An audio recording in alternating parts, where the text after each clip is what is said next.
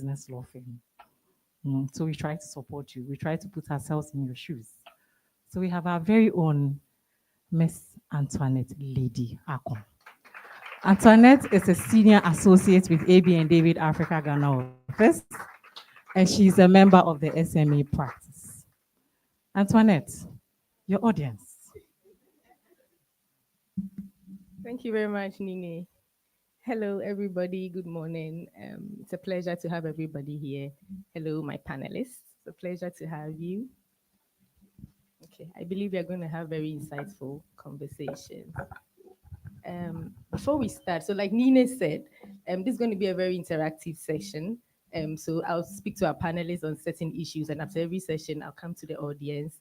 Then I'll ask you about your experiences, share any comments, questions, suggestions you have. And then at a point, we'll also pause and have some fun. So let's get right to it.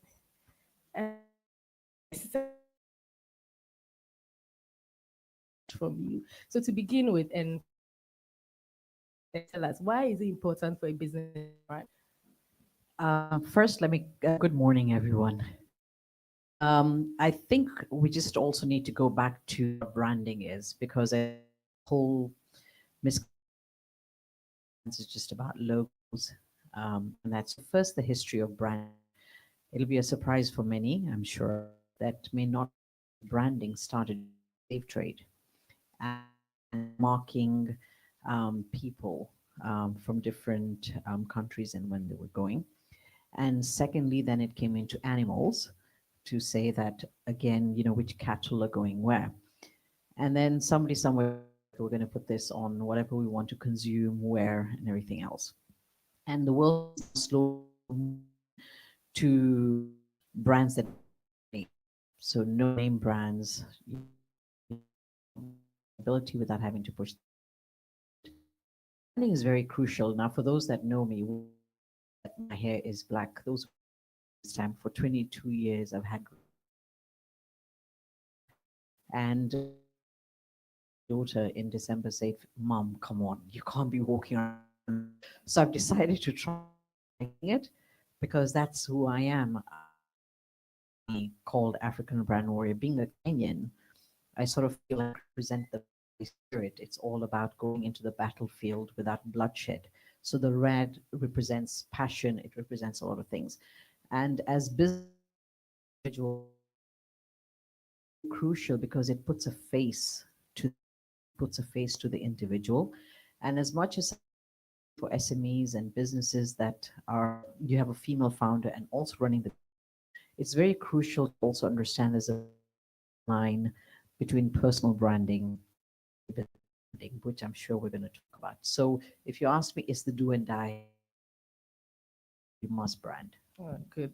Thank you. Face to the business, because we're going to come to personal, the difference between personal branding. What should it be? Because as your own business, are you focusing on branding yourself as the CEO or founder, or you're focusing on branding the business? What should, that's Sharon. Okay. I think when it comes to branding, you essentially also have to think about it as differentiation. Okay, that's what's going to differentiate you from the next brand. And I tell my clients this: let's do the work. When I say do the work, you have a personal brand, and then you have a product brand. If you are building a new brand from a product perspective, right, and your product is good, it's likely to help build a strong brand, right? And after years of building that strong brand, then it becomes about who is this powerful person building this strong brand, right? But there's also a scenario where you may already be a strong brand. So you have your personal brand well done, and now you've created this product. So you leverage on your personal brand for that new product. So classic example, the Oprah Winfrey Show, right? Oprah was nobody, and she has the Oprah Winfrey Show. But today, there are people who would never know the Oprah Winfrey Show. They just know Oprah, the one word Oprah. I think that understanding, like she says, that thin line between your personal brand and your product brand is very, and I think it's essential to separate them. because the factors that affect both are also very different. Okay. If you are in an industry where what you are selling or your product is in a very competitive space, for instance, or there's a crisis that comes up, if you haven't separated both of you are going down, right? But also at the same time, you have to be able to separate yourself. Think of it the same way you have a separate bank account for your business and a separate bank account for your person. That is how you should look at those two brands. Okay, Yeah. okay, that's really good. So my understanding is, before you even concentrate on building the personal brand, you should focus on building the business brand. Yeah, Is that the tricky thing is the to decide which one comes comes first. first? And I think what is important is also for you, the brand owner, to determine which one is important at each point in time. For instance, I have clients who are in the entertainment business, okay, and this particular client of mine, I always tell her do the work because you are focused on trying to bring out this brand. But the truth is, the more you do the work, the more you are building the brand we want people to see, right? But also, if you are an already existing brand and people know you and you have a product, then you have to focus on building that product brand. So it's strategic. You have to assess where you are at now to determine which one am I building first. First. But the truth is, in my opinion, if you are now building a product, let's get a good product out there. Let's build that product brand. And then the relevance, that good brand is going to give you your personal brand relevance. And so then people start asking questions. Who's the founder of the brand? What does she do? And of course, you have to show up well. And that's where the personal branding Yeah. comes in. Okay. Okay. Thank you so much. That's very clear. So Fatima, can you just tell us, is branding just a cliche, or does it reflect a true essence of a business? Okay, let's put it this way. I came here 15 years ago, um, and I was told, okay, we're moving from East Africa, go to Ghana and set up operations there. And I know everyone knows this brand, Frytol. So I came to take over Frytol from Unilever and set up the brand. And it was very interesting when I was speaking to Unilever, the head of marketing at the time. I asked him two questions. One, could you tell me why Frytol? What does it mean? Um, and he was like, it's just a name. I'm like, there has to be a rationale, and there wasn't. And second, I asked, why was it in a white jerrycan, whereas in traditionally, oils are always in a yellow jerrycan. White is only to represent coconut oil or oils that will solidify. And there was a response to that as well. And the third question was, why is it 900 ml and not 1 liter? So I had to go back. Obviously, coming in from East Africa to West Coast, totally different markets as much as we're on the same continent, and understand how consumption was happening. And then I realized everybody was using Frytol to fry everything. So Frytol then became Frytol, as in Frytol. Interesting. So why am I giving that as an example? Is that it's very important to understand that ideas can be created anywhere sitting. I want to do this, I want to go into that. But creating a product or a service is based on you providing a solution to a problem. So, first and foremost, is to go and understand what is the problem, and then be able to understand who is it that you intend to market it to. Who are the people that are going to be looking at this brand? Are they more visual oriented? Are they people who will be able to pronounce what it is you want to do? Secondly, are you looking at playing only within Ghana? Are you looking at playing within the region? Are you looking at playing internationally? Because then that also has an impact, from the name to the colors that you choose to also when you translate it into the languages of those countries. So it's not as simple as we think it is. There's a lot that goes into it, and obviously, I mean, legally, you guys would be more aware of that. So I think it first starts with what is the problem that you're trying to solve, and what is the purpose. And so branding is not just branding; it has brand voice, brand tonality, brand image, brand communication. It's got a lot of elements to it. So I think as important as it is first to understand what solution is that brand coming to solve. Thank you so much. Understand what solution the brand is coming to solve, and then you take it from there. Thank you, thank you. At this point, I would just like to go to our audience, and then we'll have a little interactive session. Anybody wants to share their experience, like brand experience, and how you focus on your branding? Did you distinguish between your person and the brand of the business? Any ideas to share?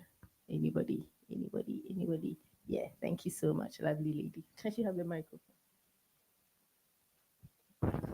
So please tell us your name, what you do, and then we take it from there. Hi everyone, glad to be here. It's been fun and relevant so far. That's why I want to share. My name is Nabila Abubakar. I sustainability, but I'm the founder and director of a not-for-profit, and then I'm co-founder for an impact business. Sheesh. Ghana Ocean Bags. So I'm going to share my experience along the lines of what Fatima Sharon shared. Um, I'll start from where Sharon started. So I think that we're the whole dilemma between building your personal brand and then building the brand of the product. I think I also went through that in the beginning, where I started. I had the personal brand in sustainability, and then when I started, I was sort of writing off my personal brand. But in impact business, you have to raise money. So you have to go for grants and stuff like that. And when you want $200,000 or even $20,000 for somebody, your personal brand alone doesn't cut it. What has the organization done that I entrust you with $20,000?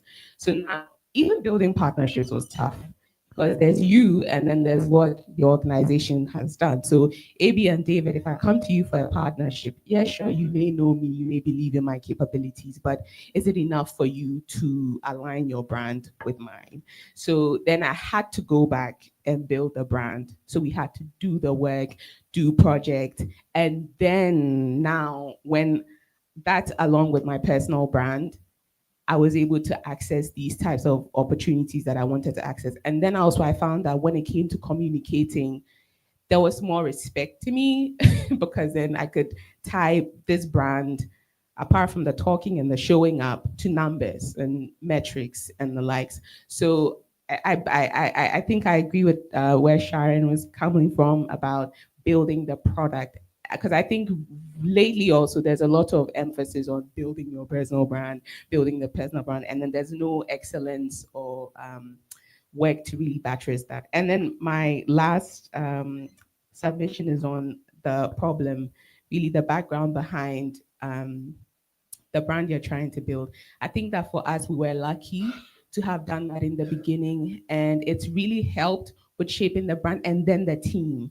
Because, and even telling the story, because the name of GoTo, I mean, we chose GoTo because we wanted to be an enabler and be the ones to catalyze real adoption of sustainability or solutions. So that was locally, regionally, and then hopefully globally. And so having that why, it's helped us stay the course, it's helped drive the team, it's helped also stay consistent with building the brand. Yeah. Thank you so much, Nabila. Anybody else? Okay, I see some hands. Good. Thank you. My name is Linda Ampa, and I run a clothing manufacturing company. So we have two brands. We have a fashion brand, and then we have a garment manufacturing brand. So they're two separate entities. Then I have my personal brand. Now I have been very conscious of building and the reason I say that is I have seen over the years, especially in our part of the world, when the CEOs die, they die with a business. So I've been very conscious not to mix the two. Now, the problem is the people you work with, they do not understand why you want to separate yourself. And I have to keep educating them, trying to get them to understand where we're going. Because if I am tied to the business, then when I'm not there, the business is also gone. So I think that as entrepreneurs, that's something we really need to think about. Of course, every now and then you leverage your brand. I mean, there's no running away from that. It opens doors, no doubt. But once the door is open, let this brand be so that you are away from it, so that when you are not there, the business can run. That's it. Thank you. Thank you. Let the business brand speak. That's a good one. Thank you, Linda. Yes. Hi everyone, my name is Nana Pokeo Sechere. I'm the founder of Holy Kombucha. I think my submission is just a nod to what Sharon said, I guess, and also makes me really excited to be here because prior to this gathering, I was just talking to these two ladies about exactly what you talked about. In my case, I have for the last a long time now, built a personal brand off of being a health and wellness advocate and sharing my journey and how that just by sharing my journey that has impacted a good number of people. Through that, I was able to then come up with a product that I started brewing on my own that worked for me, which is kombucha, and I'm selling it as a product. And there's no telling how effective the product it works. And so, as a business, the products that we're making speak for themselves, in as much as in the case of it being effective is working for people. And I think for in the earlier years, I kind of tried to hide myself and just let the product move and speak for itself. But I think I also currently find myself in a place where sometimes maybe it's kind of good to bring back your face for people to know that, okay, her story made the product. So um, come back and tell the story so that people can kind of like not believe in the product because it works, but at the same time, like let them just know who is behind the story. And so I think I'm looking forward to learning more about doing the work because I really I was just telling them a part of me wants to continue to separate the two, but I find myself kind of at a place where you also have to bring yourself back in pushing the business as a brand, but keep introducing yourself as the person behind the brand. So yeah, thank you. Thank you Sorry, so much. I had a question. Can I? Did you say your brand name is kombucha? Okay, so the only difference is the holy, right? You might want to go back to the drawing board because the kombucha isn't a brand; it is a byproduct. Yeah, which means that if you don't patent, then you do have a challenge later. So it's something that you need to at least think about. Hello, Okay, my name thank is you. Khadija Selalawa. So when it comes to building a brand, I'm actually in two industries. I'm in food manufacturing and in music. Yeah. And for me, I started off working directly with people to help them with their diet and nutrition.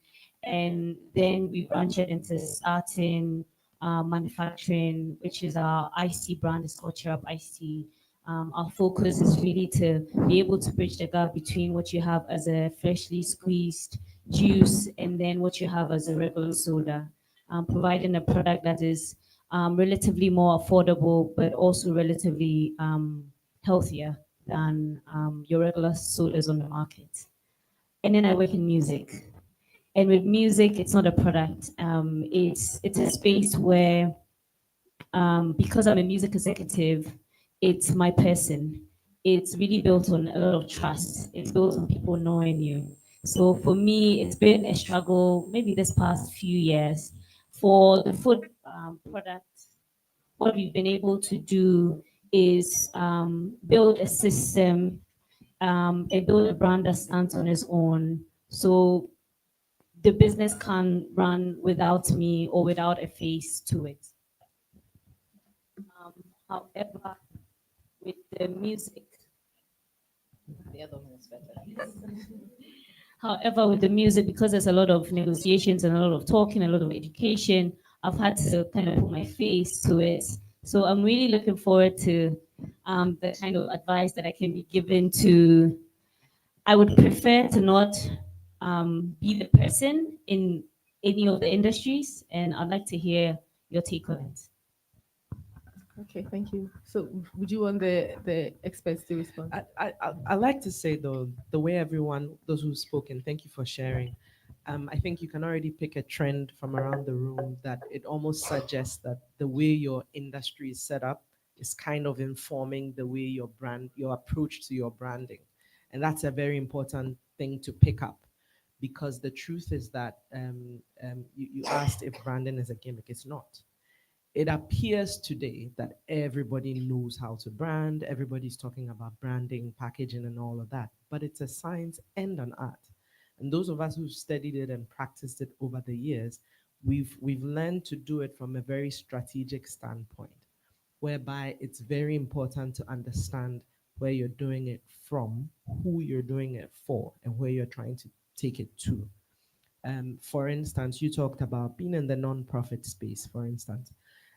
Nonprofits have a very specific approach, right, in sort of getting your donors to believe in you. Because at the end of the day, it's tied into two things. You need people to trust you enough to give you the money. That's it. So, what am I going to do to build that trust?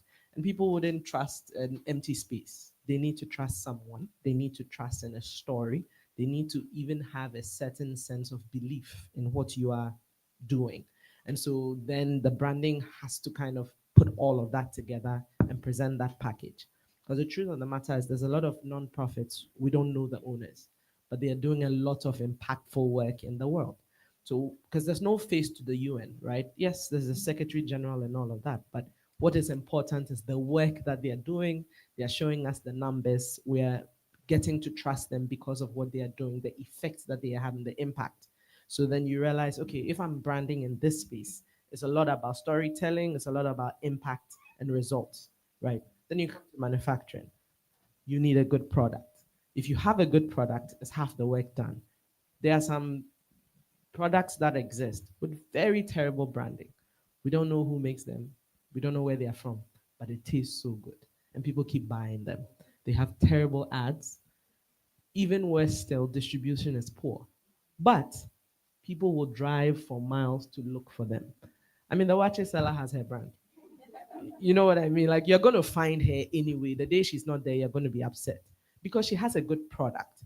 And so I always tell people that when you have a good product, that's half the work done, right? So in manufacturing, think of product first, right? You also think about in terms of other scenarios, and I like the complexity you've added to it for yourself in music. Okay, I I actually would insist that it's still a product. The music is a product. Okay. So if you have a good product, we will come and look for the rest of the product, if you know what I mean.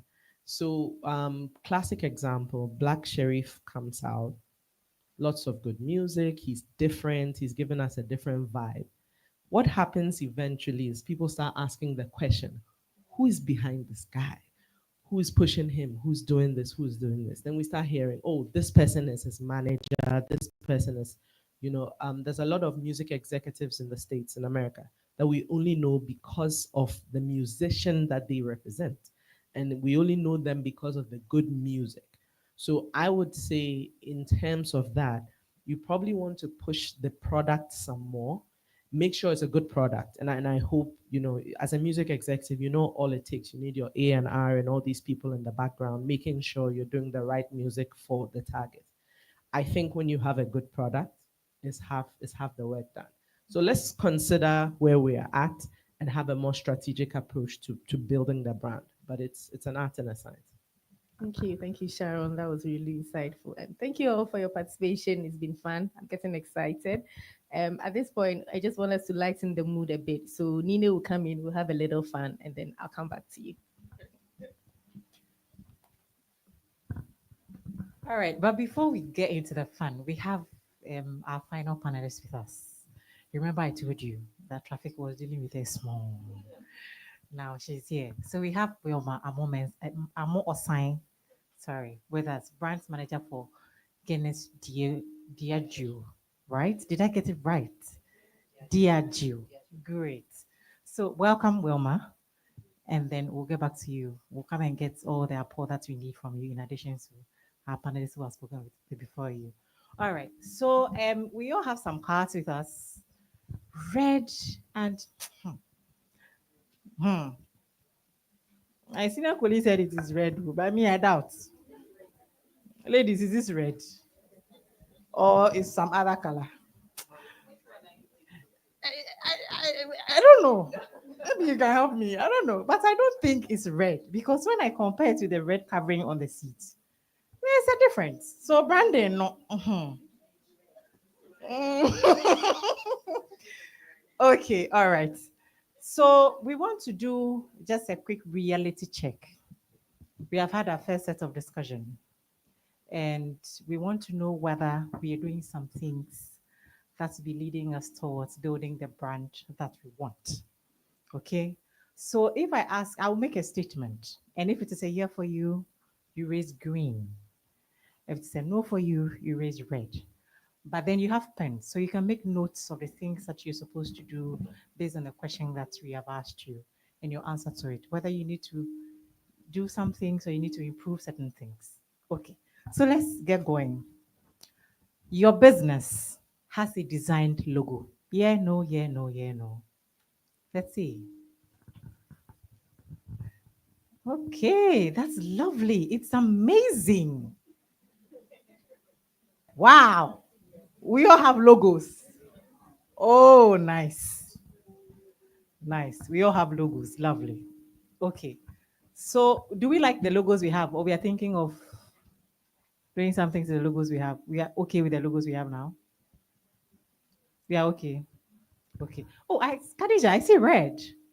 Oh, you want to do something? I'm sure our experts will help you as we go along on why you think that you want to do something to your logo. And then, because we'll be talking about rebranding as we go along. So I'm sure that they can help you get there. So you can make a note and then when we get there. Okay, the next one. Your business has a website or a social media page. Green or red? Oh, lovely. I am loving this. It means that we have some basics in branding. Okay. All right. Our pages, are they engaging? Ah, they are not. Eh? Oh, okay. Now I am seeing. Oh, but how can you have green and red at the same time? How is that even possible? Maybe you will help us understand. I'm seeing a lot of reds here. So I'm sure that it will be part of the questions that we'll be asking to know how we can keep our pages engaging. All right, next one. Your business has received a customer referral in the last month. Some people are not showing it at all. Oh. Green. Eh, madam. Customer referral. Maybe someone you have worked with has referred somebody to you, a client, a new client to you. Red. Hey. Okay, is it a red or a green? I'm confused, madam. It's a green. Oh, nice. And it's a red for you. Oh, we'll have to deal with it. I think we need to address it. Okay, so for those of us who have more than one red, it means that definitely we'll need some help. Even the one red is a problem, not to talk of more than one. So I am sure that our experts are going to help us. And then we are going to decipher all the problems that we have and give us solutions. Right? So, my beautiful panel, are you ready for us again? Madam Moderator, please. Thank you, Nine. Thank you so much. Thank you all. So back to my panelists. Wilma, you're welcome. You don't think it's on? Can you hear me? Okay. Right. So Wilma, I'll give this question to you since you just joined us. We want to know the difference between.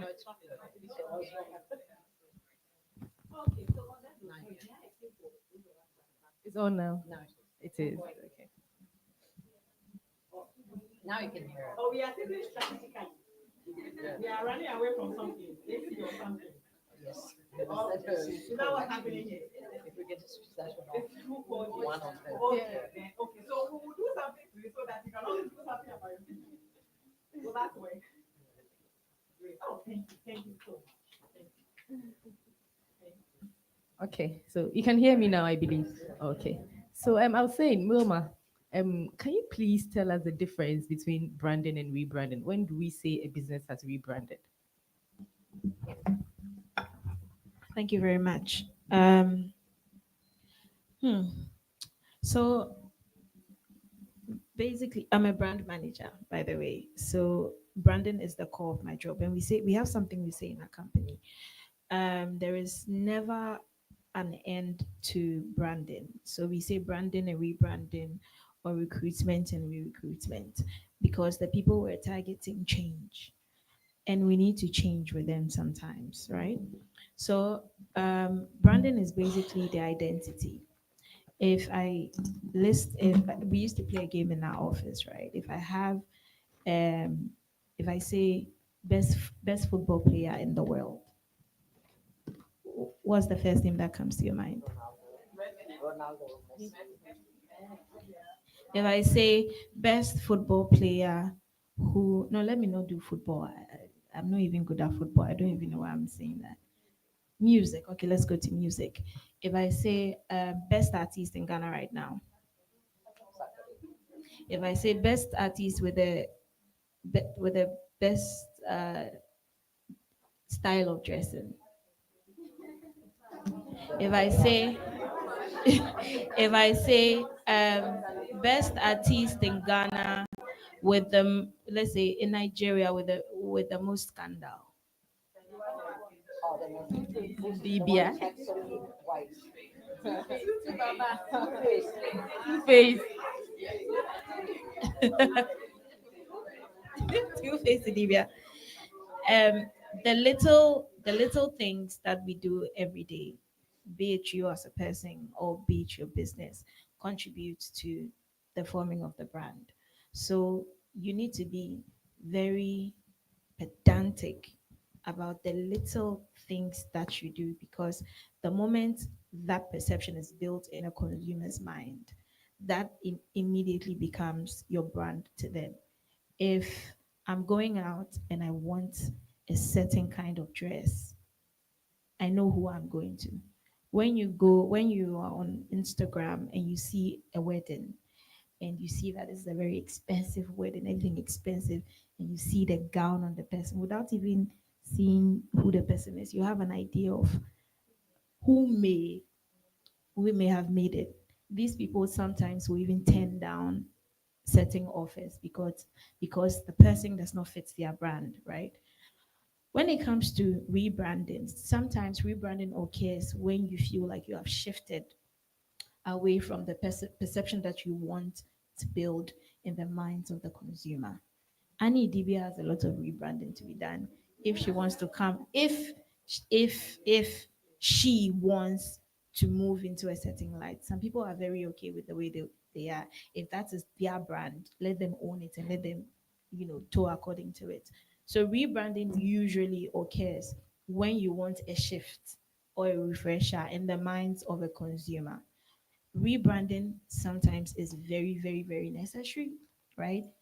Depending on who you want to target. I'm sure most of us have seen the recent rebranding of Jaguar and how we all feel about it.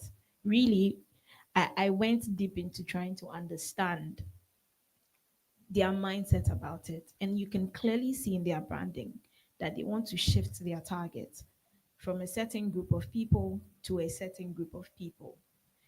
Um, and that is usually caused by data.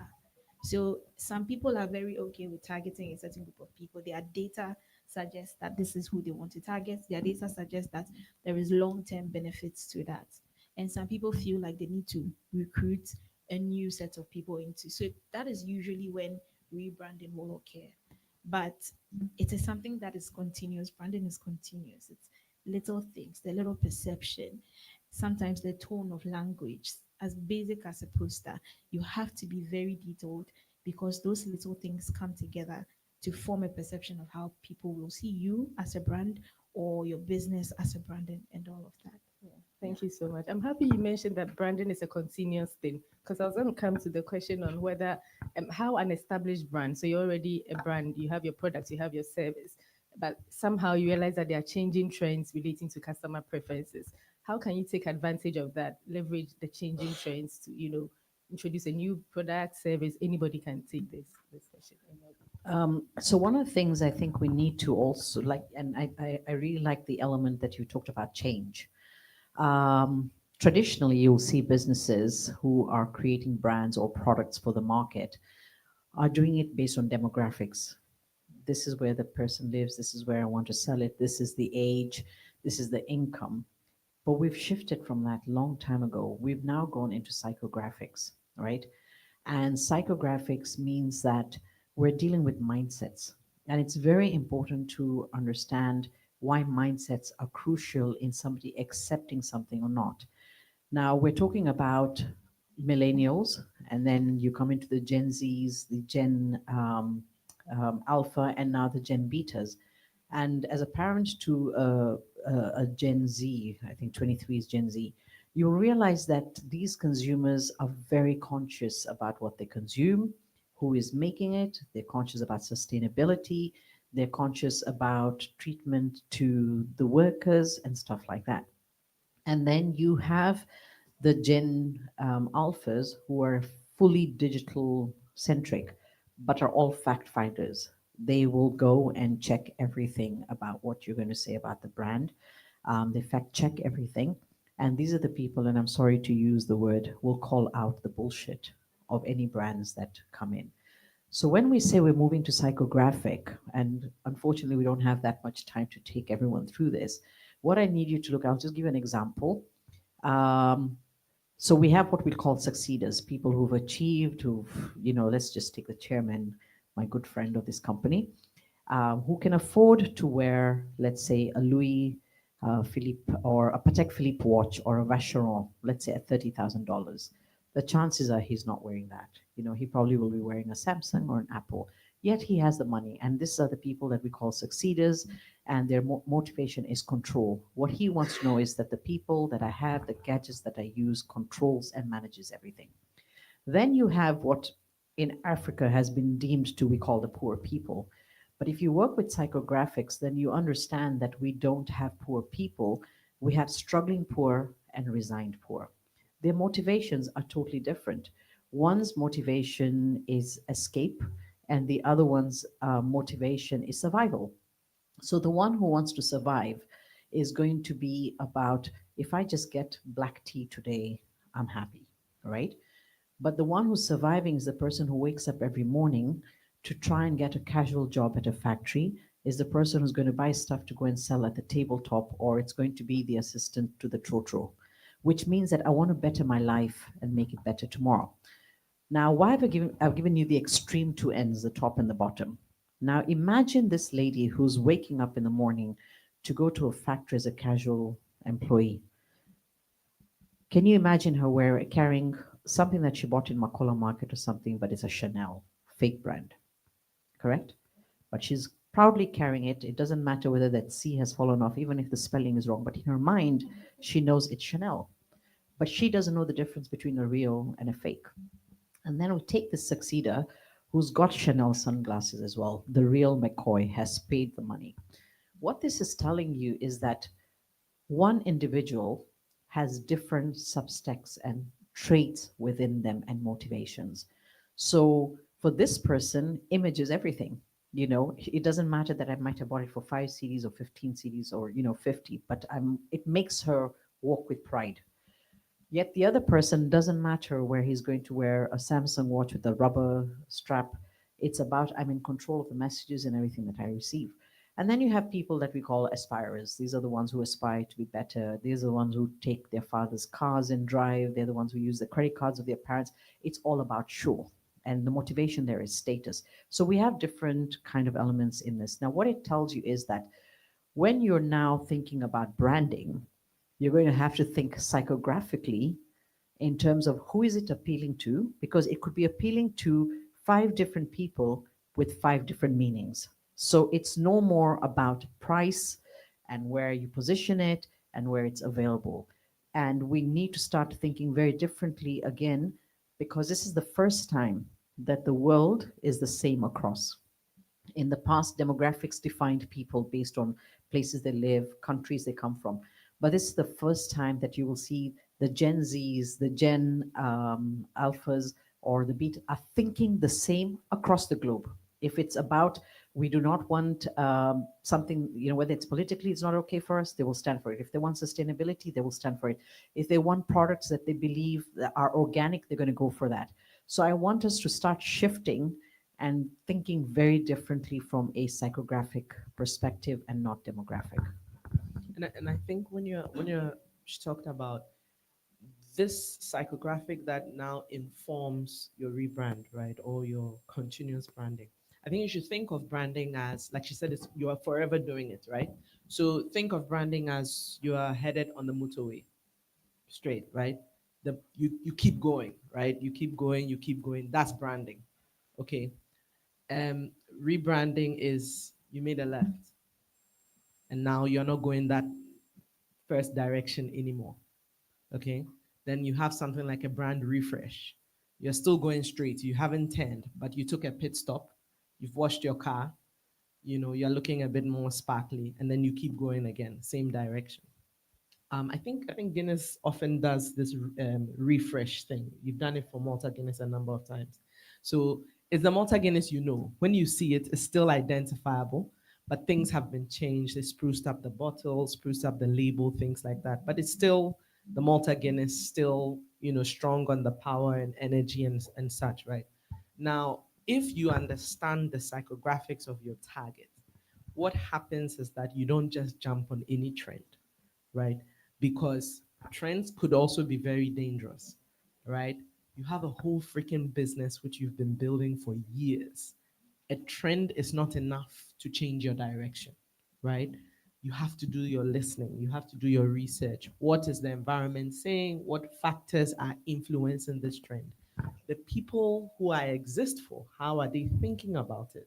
And that's where the psychographics comes in, because at the end of the day, if we are making changes based on trends, those are expensive changes, right?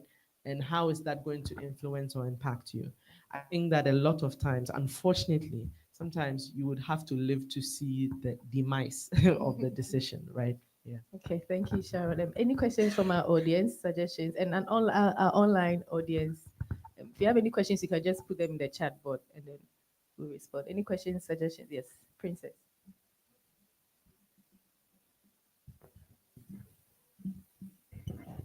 Hello, my name is Princess, and I'm a lawyer at AB and David. I'm also founder of a non.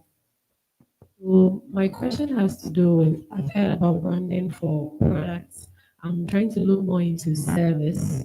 How do in our line of work, the intellect is there, technical expertise, you're good. How to go about branding? Trying to there's a between wanting to have a brand not be too visible. So how do you balance keeping your privacy at the same time, pushing your brand and making sure that people know that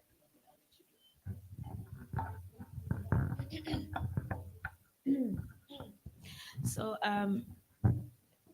one of the things I'm currently working on is a branding of a service, and it's very hard. And I'll tell you why. In fact, you will understand why it is. My dad runs a very successful company. I don't like to say it often because people will judge us. And I'll tell you why they'll judge us. And then you understand why branding this is going to be hard. We have movie houses, a number of them actually. Accra, Kumasi, Takrady, Cape Coast. We are the market leaders of movie houses, right? It's called Movie House Plaza. Now, my dad is an advertising guy. His whole life he's been in advertising, and then I am in brand management in an FMCG. So we usually get to the point where he feels he knows better than me, and I feel I know better than him, right? So now I have to prove myself and show him that I can rebrand Movie House. Okay. So now I'm sitting there, I'm asking myself, and I'm speaking to people. There's a general conception, perception of what movie house is and what it's supposed to do and what people go there to do. It's a private movie room, movie private cinema room, right? And what we try to do differently is we try and color coordinate the place. So you have a red room, you have a green room, you have a blue room. So when you get there, you want a red room. When you enter, everything is red. When you go there, you want everything is blue. When you go there, everything is right. And the task he's giving me is how do I make movie house? How do I change the perception of movie house from it being what people think is a brothel to a place you can actually go with your friend to go and watch a movie without losing the customers who go there to go and do that. I'm going to be the first to admit They're it. also important. People go and do it. They're important. But at the end of it, we want to be profitable, right? And those are the people that give us a lot of profit, but we still want it to be cool and nice enough so we can increase our margins, like we can increase the price, right?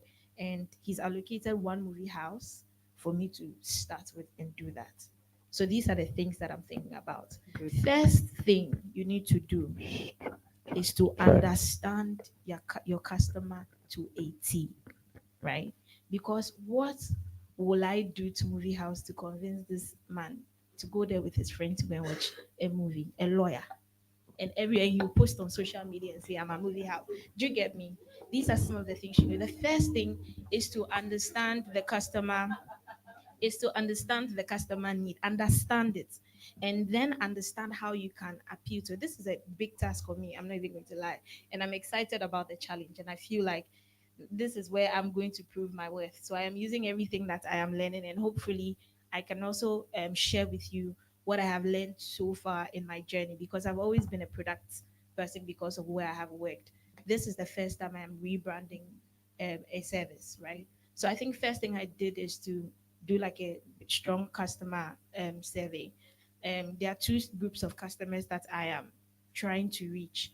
There are the people who go there to do what it is for, and there are the people that I want to go there, who usually will not go there because of the perception that they have. Number two is find out what is being done in other countries, right? So I am doing research, finding out what is happening in Japan, because there are a couple of them there, what's happening in Singapore, what's happening in South Africa, and understanding what is being done on the two sides is very key for us. And now understanding my competition, well, we are the market leaders. We don't have all the competition. It's not that it's not that huge. We are the pioneers. It's not huge in Ghana, but I'm checking what they're doing in other countries, right? There are also operational challenges. There are also, how do the people in my movie house carry themselves for you to know that when you get there, the kind of service that you're getting is premium. What am I going to do in the movie house to change things to give it that premium look? And then how am I going to communicate it to the people I want to come, right? So there's so many ideas that we've been throwing about. We're like, should we partner with Silverbed so that when the movie is premiered, we have them show there and people will actually take a step and come there, will help with the perception. And then my father said, there will be too many people coming. So what if you come there and you see your father there? Do you get it? He's also, so there are constantly challenges that will be thrown at you, and you have to explore every single angle. And you also have to be ready to change as you go, right? Listening to consumer feedback. When we first did the rebranding of the Malta Guinness, in fact, the first thing we did was to move the Malta Guinness bottle from brown to clear, and it was for a sustainable reason. It was, I think, 30% less plastic, less plastic. When we put it out there, in fact, I was the brand manager of Malta Guinness out there. I was ready with my LinkedIn post because I'm doing something sustainable and all of that. The backlash that we got, because yes, people have never seen the real color of Malta Guinness. If it's not in there, but this you get it. People say it looks like pito. People said it is fake. Now all of a sudden, people say it tastes different. People say it did that. Like, so you have feedback coming, and as it comes, listen to it and act on it. you have to respond to your customers. You have to talk to them. If you keep quiet, you leave them to go and create their own perception. And if your competition is smart enough, luckily ours wasn't.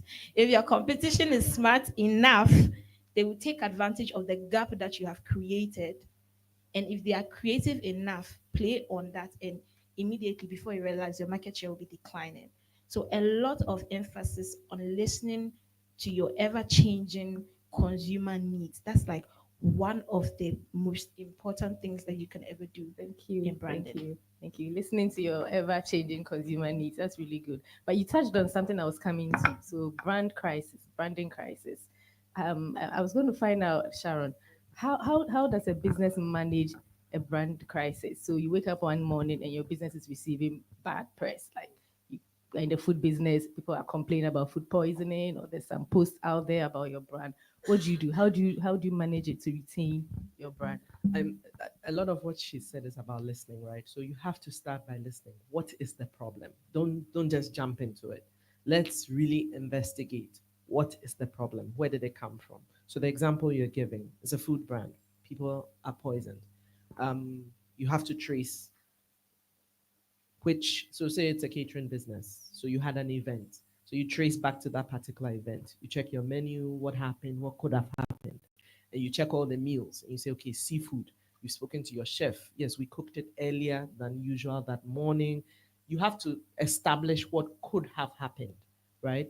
And so I think that that research part is very important in every instance with branding. When you understand what has happened, then you have to address the issue.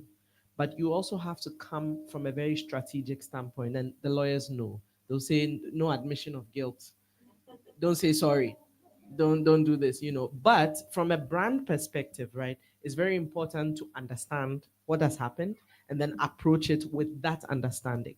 Because remember that one of the things that branding does, it helps, it almost puts a human touch to your product.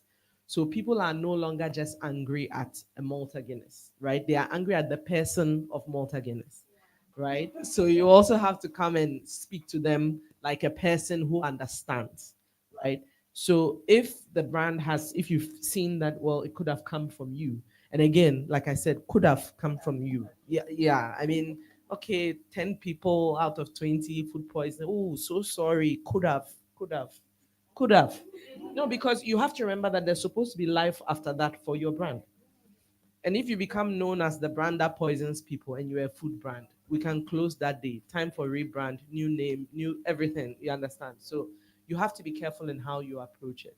But I think that one of the most important things with branding, and I keep saying this about doing the work, underneath all of that, when you figure out what happened, there's no point coming out and saying things when you yourself don't know how you're going to fix it. Okay, so you have to sort out the internal issue. And once you've sorted out the internal issue, then you come and release your statement, you address the issue and say, this happened. On this day, we did this, we served this, and we served this. Looking at the time that we served, we arrived, that we had been, or we agreed to serve lunch by 2. Looking at how the program extended, lunch was eventually served at 5:30. It is likely that by 5:30, some of the perishable meals we had may have gone sour and it wasn't noticed because in our haste to deliver food, this happened. And so we acknowledge that that could have been, so and so. However, we've taken steps to rectify it. We've introduced new devices that allow us to cook on site so that next time when we have such meals, we'll cook them on site to do such and such. So you are coming to them with a certain sense of solution already. You solved it. Because when we still don't know, we still don't know, and we can't trust you. Because remember that you are still trying to bring that trust back, right? And this is kind of the thinking that every brand with crisis has to think about. It's not about saving face, it's about regaining trust. Because when you are saving face, now and then you just want to say something quickly. No, you don't come and talk until you are actually ready to bring a real solution and you actually know what you are doing in the back end. And I think that when there's also that general conversation, maybe it's a crisis for industry, right? So maybe something has happened with fuel, Well, yeah. not too Or long ago. mining. Yes, Galamsey. exactly. Don't sit down quietly because, well, it's not our side, because it's the industry, so it will affect you. That's a good time to be part of conversations on radio, on TV, talking about your company. Because the truth is, every journalist is going to ask you that question anyway. So you get an opportunity to speak, but you have to be prepared, because if you are quiet, we'll make up the story for you. For you. So that means is it always a good idea to make a public statement about a crisis? Sometimes people will say just keep quiet or pass. Someone say, what should I say? Should It's always tricky, and I think a lot of what we do, like I said, is strategic, because there are some things that, if you, like I'm saying, if you don't say something, they'll make up a story for you. So you have to weigh the odds for yourself, right? How is this affecting us? What are the possibilities? What could happen, right? Say a law firm scandal has come up from somewhere, nothing to do with it. Should Avi and David say something? Well, we are not among, so we shouldn't say anything. But maybe that is the week that AB and David also just begins to talk about how AB and David brings the community together. So you have not said anything that you have scandals at AB and David.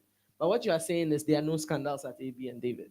Yeah. So you have to be strategic about it. strategic? Yes. That's When it. it's about you, definitely head on. Head on. When it's not about you, it's a good time, because then your industry is trending. Mhm. So get into the conversation without being the problem. Yes. Okay, that's good. That's good. Thank you so much. My audience, I want to hear from you. Anybody on branding crisis? How you dealt with it? Did you experience anything? What happened? Anything? Anybody's share? Okay, I see so many hands. Hi, Khadija again. So, um, we supply our iced tea to a number of retail and restaurants and hotels. So, one of our clients, so the product currently is shelf stable. Um, and for most products that are naturally brewed, they are not shelf stable. So the product currently is shelf stable for 5 months. However, it needs to be kept under room temperature, meaning that it can't be in a stuffy storeroom heated.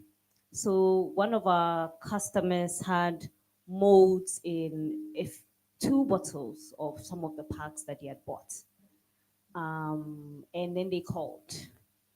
And then obviously we didn't admit that it could have been our fault. We said, oh, we acknowledge that there might be an issue, but we have our traceability process.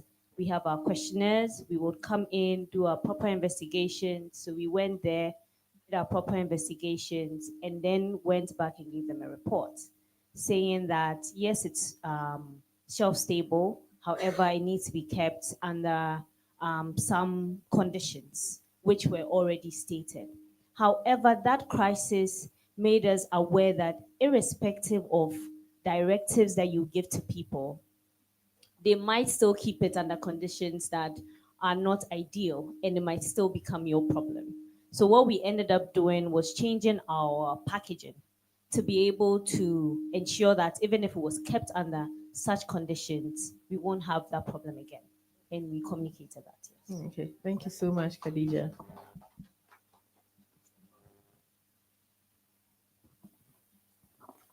Hi, my name is Jessie, and I'm a co-founder of Poca. Poca is a period tracker, kind of like Flow, but for African women. It's in the App Store now if you want to download it. So my background is in law and entrepreneurship, and my co-founder, one of my co-founders, who also happens to be here, her background is in law and entrepreneurship. So in building Poca, I think we are always thinking about the entrepreneurial aspect. We do how do we capitalize on this? How do we get users? Fortunately for us, in our founding team, we have a creative strategist, and everything you've said today, all three of you, is something she keeps reminding us about. How do we are also in an industry of trust. I mean, Flow recently data breaches, and that's one of the ways Nanajo got us viral last year.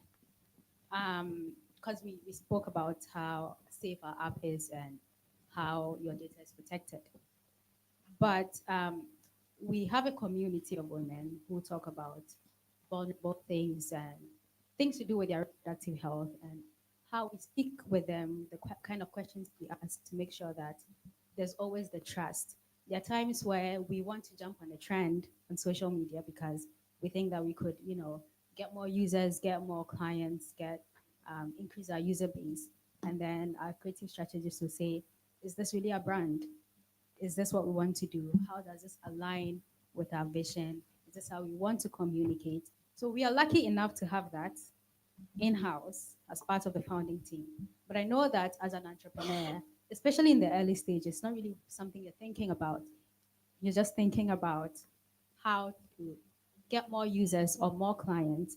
But sometimes it's great to take a step back because we are realizing how important it is and how important it is to associate a certain feeling even to a brand and making our customers our biggest advocates because really that's what everybody wants. So All right.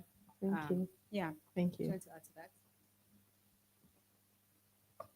Hello, my name is Zoe. I own East by Zoe. Um, I make cakes, very good cakes to be honest.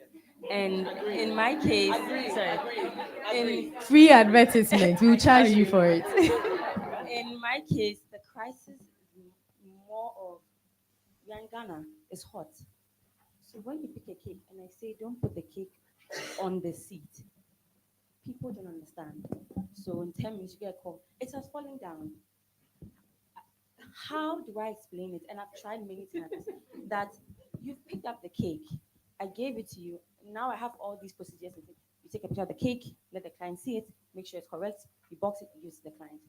So if you give the cake to a dispatch rider, how you buy a 4K cake and not want to pay 80 cedis to deliver it and put it on the motorbike? I, I can't understand. And now, they are riding in town. So by all means, it falls or something. How do you then explain to the client that like I I can't come for and fix it? You didn't I spoke, you didn't listen. It's on the box. It's butter. It will melt. What- you, you can understand my frustration. So what is the best way to address it? And most of the time I will say, do you know what? It's my brand. I will if you bring it, I'll fix it just so that Right. you have a cake for whatever it is for. Yeah. But how do you address that? And then my second question is I make a certain type of cake and I like to make a certain type of cake. I'm not going to make a cake that is descending from heaven, if you know what I mean, for a wedding cake. And she knows me, I like simple, nice cakes. So when I have to turn down a client, it's frustrating. No, no, no, no, no. I want this cake, but you must do it. And I tell her, look, I know my skill set. Bear in mind, I like to try many different things, and I won't post it if I don't want to do it again. So I have done some for some particular clients who are dear to me because I have to. But it's not something that I generally want to enter. How then do you are turning down the clients? It's money, but you also know what you don't want for your brand. So how then do you say it politely that, I will not do this cake? Yeah. So how? I think on the first issue, and the lawyers would say, there are always these disclaimers, right? And I think that once the disclaimer is there, right, and you yourself stick to it, once they leave your premises, they are gone for good. So, like you're saying, no motorbikes. If a motorbike comes, we don't give him the cake, period. If a moped shows up, we don't give him the cake. We only put the cake in the car. And once we put it in your car, we are done. But you have these statements because you have your sticker on the box with all the statements. Starbucks gives you a cup with the hot coffee in it, and on top you see this cup is hot. And I used to wonder that, like, well, duh, but they are legally obligated to tell you that, so that if you bend your mouth, you can't come back and say Starbucks did it to you, right? So I think once you are going to be hard and fast on your rules, right? Your statements. Each of them should be clear, bold on the box. So once it's left your place, it's not up to you. Yes. And you can charge an extra to fix any cake that is spoiled. Because in that case, it's not you, That's one. Yeah. So I think that having those set standards and having them boldly out there absorbs you of any issue. And the truth of the matter is, you're also dealing with people. So there are people who go and shop in high end shops, and they are still upset because how they were greeted wasn't nice, even though they were greeted, unlike maybe not being greeted somewhere else. Right?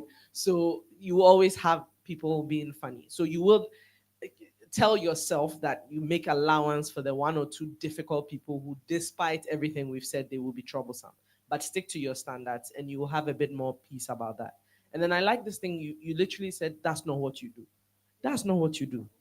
I have a friend who has a bag brand, and she makes bags to a certain standard, a certain set of colors, certain set of styles. And we go back and forth, and someone says, "Can I have this in gold?" No, this one doesn't come in gold. And I know at the beginning it was hard for her to agree.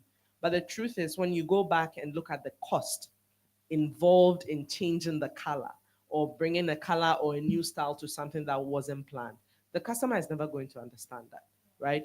You don't walk into Prada and say, "I like this Prada bag. Can I have it in gold?" No. Take what they have. Exactly.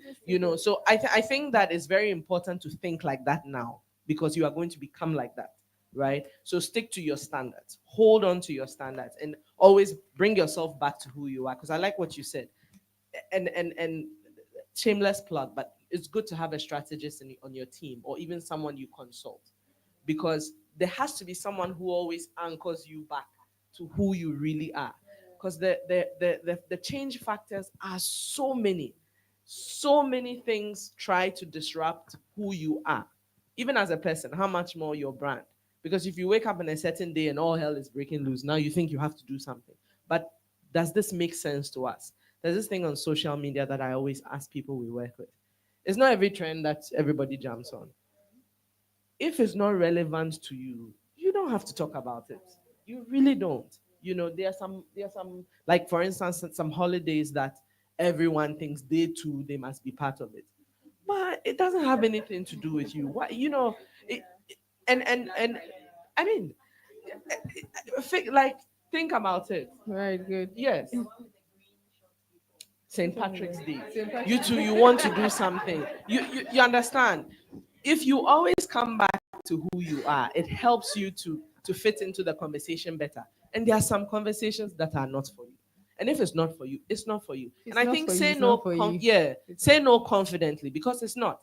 And it's different if you were not getting the chance to bake cakes. You bake cakes. You have your customers. Serve your customers. Thank you. Thank you, Sharon. Suggestion to the first question, guys, very quickly. Um, Charge 4,080 cedis and say free delivery, whether or not you take it or not. Within, so your cake is 4,080 cedis and it's free delivery.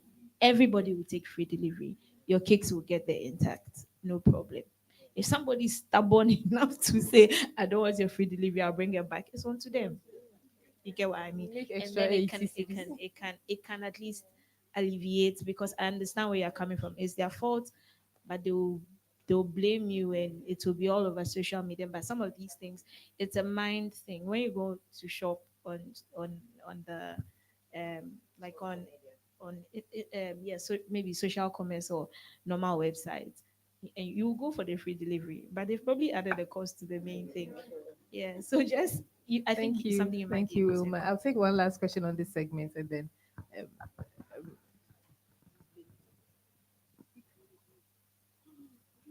Hello, my name is Jasmine and I run a home care company.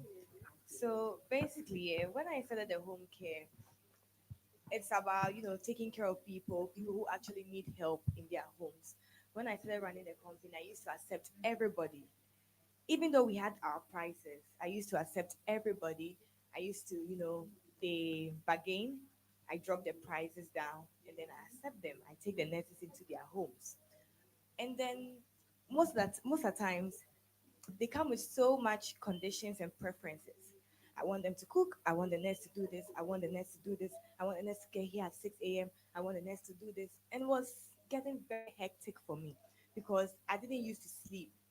if you're the owner of a company, obviously they'll be calling you all the time when there are problems, even though you feel like, this is so simple, you can solve it on your own, but they still need your input in it. So what I did is I rebranded myself. I changed my pricing. I changed everything about the company. And then now when you call me and you said, okay, I give you the price and you tell me, oh, can you reduce it, but I want this? I'm like, no, we're sticking to the prices. You do what you accept our price and we'll give you a better, you know, service. So that's what I did now. So now it's a more of a less, we have less clients, but good service in the company. Yeah. Thank you. Thank you. I think we'll just take a short, quick break. Oh, there's so many questions, and we'll come back to you. We'll come back to you on this. But Nina will come in. We'll just distress a bit, and then we move forward. Okay, thank you very much. I can see that we are having fun. We are enjoying ourselves. And so let's just do a quick quiz. We'll do just 2 questions. And I don't know if we have written on our red and green cards already. If we haven't, please make sure you do something because we have had a lot of interactions here already. And I have learned, I'm trying to aspire to be an entrepreneur and I'm learning. So you that you're already there, I'm sure that you're learning like a lot more. Okay, so how many of us have trained our staff to describe what our companies do in one sentence? A yes, no, yes is green. Have trained our staff to describe what our companies do in one sentence. Just one sentence. Oh, so I'm not seeing greens, I'm not seeing reds. So I don't even know. Is there a combination?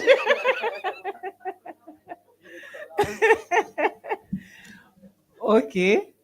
And we know that is also part of our branding, right?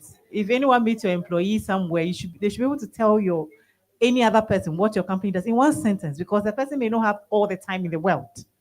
All right. Okay. Now the next one. Your business, does it have a branding guide? Oh, this one that I am not seeing. Dorothy, I am not seeing anything. Oh, green, green, green. Oh, are we saying that, Sharon? Mm. It's tricky. Okay. So for this last question, I think we have seen like a lot of greens for the last one. But the last but one, we saw reds and we saw no shoes. Yes. So with this, we are going to take our final comments from our panelists, and then we'll move on to do the one that I like, the cutting of cake and things, right? All right. So On the final comment, so I would just like each panelist to just share 1 or 2 recommendations for businesses on how they can leverage their brand to increase their market share. Um, First and foremost, I was just telling Sharon, I think the biggest challenge is there's this misconception that branding is about creating a logo, getting the right names and taglines. Branding is a process. And like I said, thinking psychographically now and that, I normally would charge for this, but if you have a pen and paper, please write this Please down. be fast. It's called, I'd like you to use an approach called DREC, which is founded by Young and Rubicam. DREK, D-R-E-K. D represents difference, R is relevance, E is esteem, and K is knowledge. Now, it doesn't mean everybody has to hold you in high esteem, but the question is, does everybody know you? It also does not have to mean that you're relevant to everyone. You could be relevant to a few. The question that you must answer is, are you different? Okay. And I know we're running out of time, so I'm just going to give you a quick example. For example, a Toyota and a BMW. If we took a Toyota pickup, let's say in Accra, or for a person who's a farmer, and a BMW, where do we think, let's say we're talking Bolga Tonga, in Bolga right now, would a BMW be relevant there? No. But is it relevant in Accra? Yes. Which one holds high esteem, a Toyota or a BMW? BMW. Does everybody know Toyota and does everybody know BMW? Well, yes, and also maybe some people may not know the BMW. But which one is different in its environment? So Toyota is different here. Everyone knows it. It's very relevant, but it isn't held in high esteem. You take a BMW in Bolga, everyone knows it. It's not necessarily different. It is not relevant, but they hold high esteem of it. So go back to the drawing board, take your brand and evaluate it on those parameters and see where it works.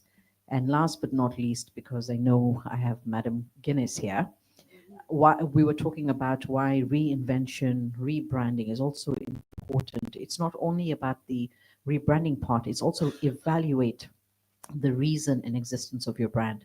So for many that may not know, when Malta Guinness was actually created, it was created because Guinness was actually being drunk by pregnant women. And pregnant women were drinking it because it was giving them a lot of breast milk. And the reason it was giving them a lot of breast milk was because it was iron. And the company had to sit back and say, wait a second, we can't be seen as being an alcohol producer and having all these women chugging these beers. So let's create the same thing, but in a non alcoholic version. So it means they reinvented and created another segment. So this brings me to brand architecture. Please look at your brands. Don't be stuck, whether it's service or product, with thinking that you only have to have that one brand. Look at how you need to extend it vertically and horizontally as well, because there may be more opportunities that you have for brand extensions. Thank you. Thank you. Thank you so much. I would say take branding and marketing, right? That marketing piece just as importantly as finance in your business, as importantly as customers, as importantly as staff.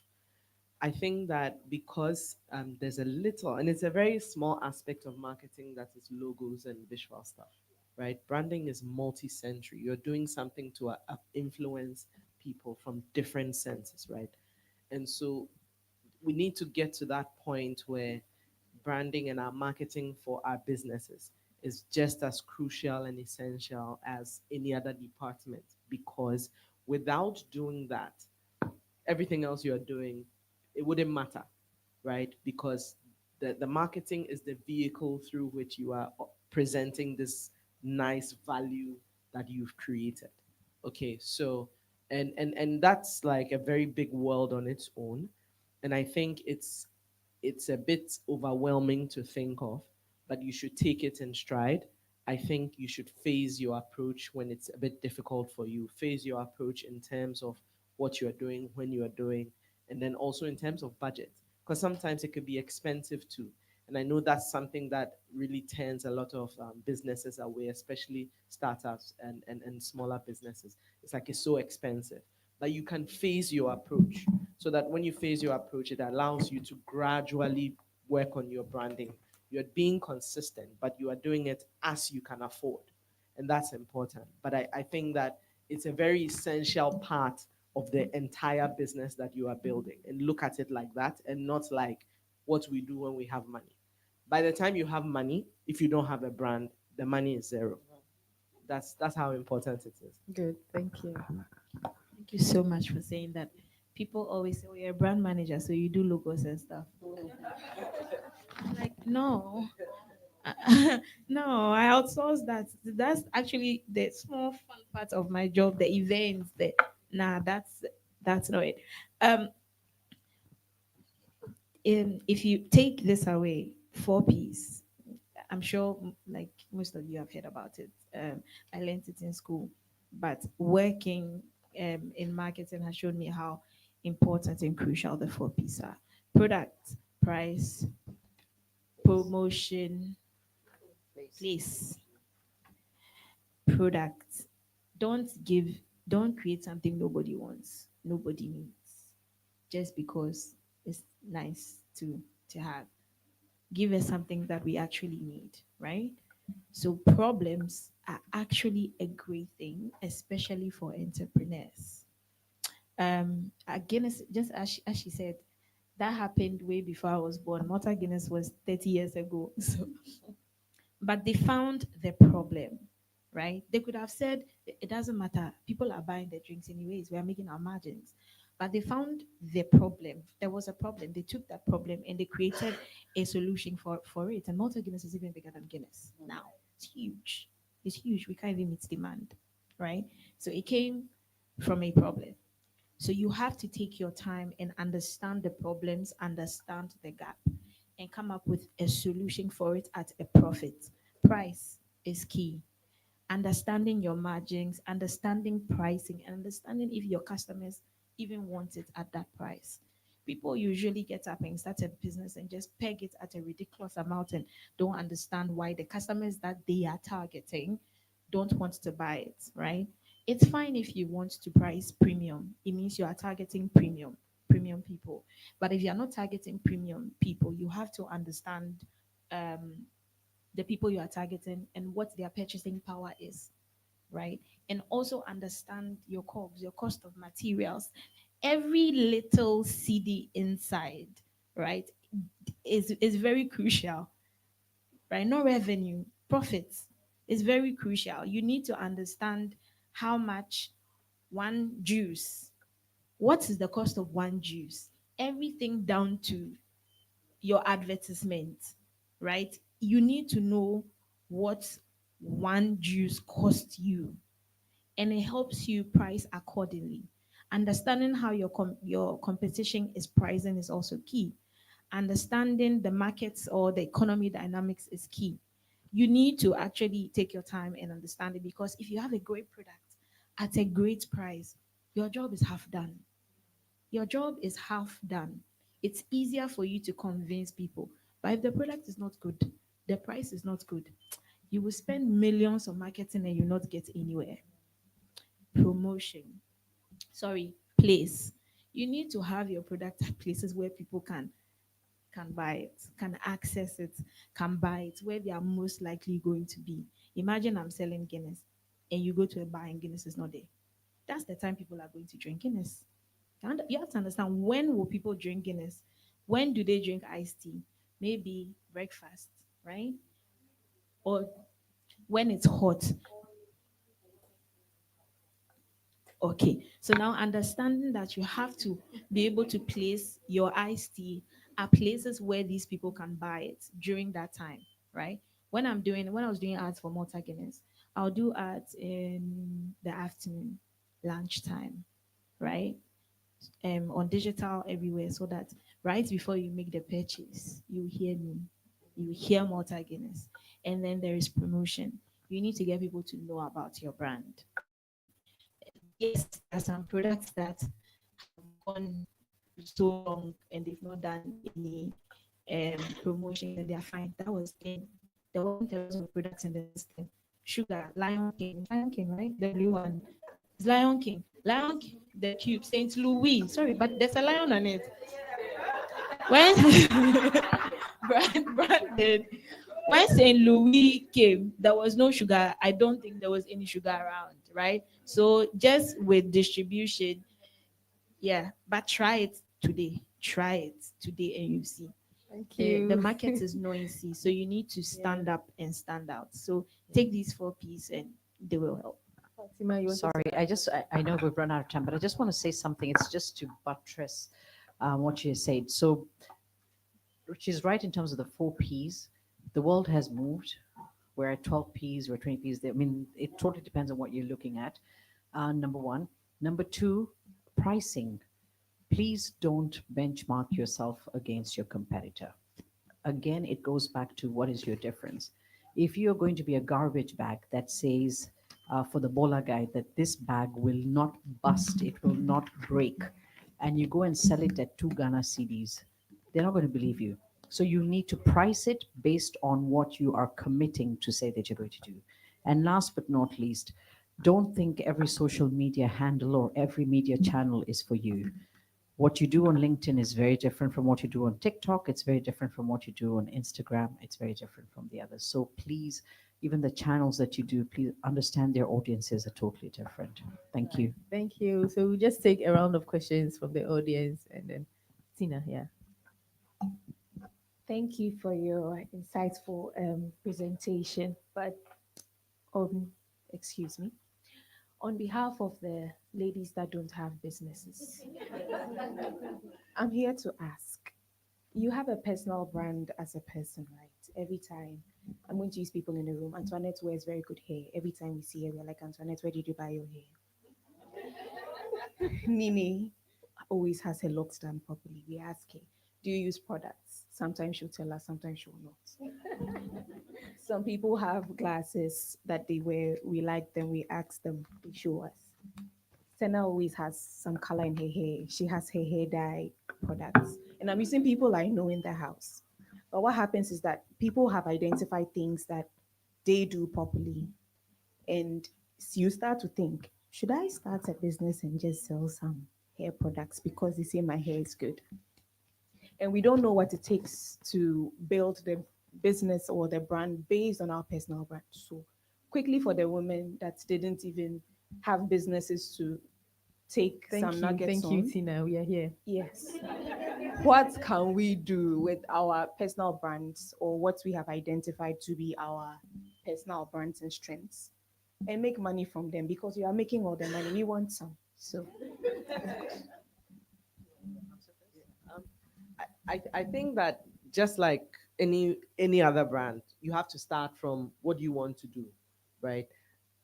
Business is tough either way, right? And I think that there's also a blessing in those who don't have business because you can sleep. You They know, say. you are you can sleep because there are people who from here they are going to work. If they don't work, they will not eat. You know, so the, there's a certain value to it. The question then becomes for you moving forward, what do you want for yourself? Yes. If you are thinking that, yes, I work somewhere 85, I don't own a business, but one day I want to, then yes, what you are interested in, what you are known for, are good indicators of what you should do business in. Because that is like half of the work is already done, right? Because if you're saying her locks are always well done, the day she comes and says, hey, lock cream, everybody is running for it because she's already built a certain equity for it, right? But if you never intend, if it's not, because it's not everybody's dream to build their own business. If you don't, if it's not what you want to do, I think that where your personal brand is concerned, you can always again leverage that to do something else, right? So if you're a lawyer and you work in a law firm and you probably want to start a women's group, right, of natural lawyers, so she starts a natural lawyers group. And it's a group with lawyers, female lawyers who have natural hair. And you just have a platform where you talk about what you use your products for and all of that. That too is something that she can do for herself, where it will be fulfilling, it's networking, you are sharing ideas, you are meeting other lawyers. It becomes a platform for you. It's something she owns. At the same time, she's not having to start a business. But if somewhere along the line she decides to start a business, that's a good starting point for her. So you know what I mean? It's like you have a personal brand and the things that you're known for become indicators of the things you can go into business for. Or they become the things that you can continuously be known for in a more structured way. But I don't think everything always has to everything we don't have to monetize everything, right? Sometimes we just have to enjoy ourselves, right? Yeah. So but I think with personal branding, just remember that it's not just about what you are, it's about what others also say you are. It's that sweet spot between who you are and who they say you are, and right in the middle there is where you kind of craft the best version of yourself to offer. But it doesn't always have to end in Thank a you, money thing. Sharon.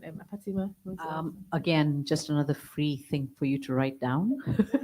I just like giving people these opportunities. So first, also on funding, because women businesses suffer because of funding. So ifundwomen.org is a site I would like all of you to visit. It's a fund that helps is by women and invests in women businesses. And they have such a huge success rate. I follow them every day. So this is something free. Who knows what your businesses could get out of it. And secondly, on personal branding, I think at the start I talked about there being a very fine line between personal branding and branding. It's very important to know that you must walk your talk. So you can't have a brand that is going to be talking about social cause and sustainability and whatever. And then I see you out at night and, you're the person who's using straws and, wearing everything that is against sustainability. So we don't realize that you will be noticed for those kind of things. And I sit on a lot of programs with MasterCard Foundation, DFID, MEST, AfriLabs, and when I mentor, I see there's always a disconnect between what people, that you have this big idea in your head, and then it doesn't match with what your own personal pages on social media show. And everything has a footprint. So we do come in and evaluate, and even now employers do come and check your pages to see what you represent and what you're coming to pitch as a business. So please do go back to your personal brand and try and make it in some way preach exactly what you are also looking, because it's an extension of you in some way, even though you'll be in the background. Yeah. Thank you. So I saw two hands, Daisy, and then a lady here. Okay, and this one.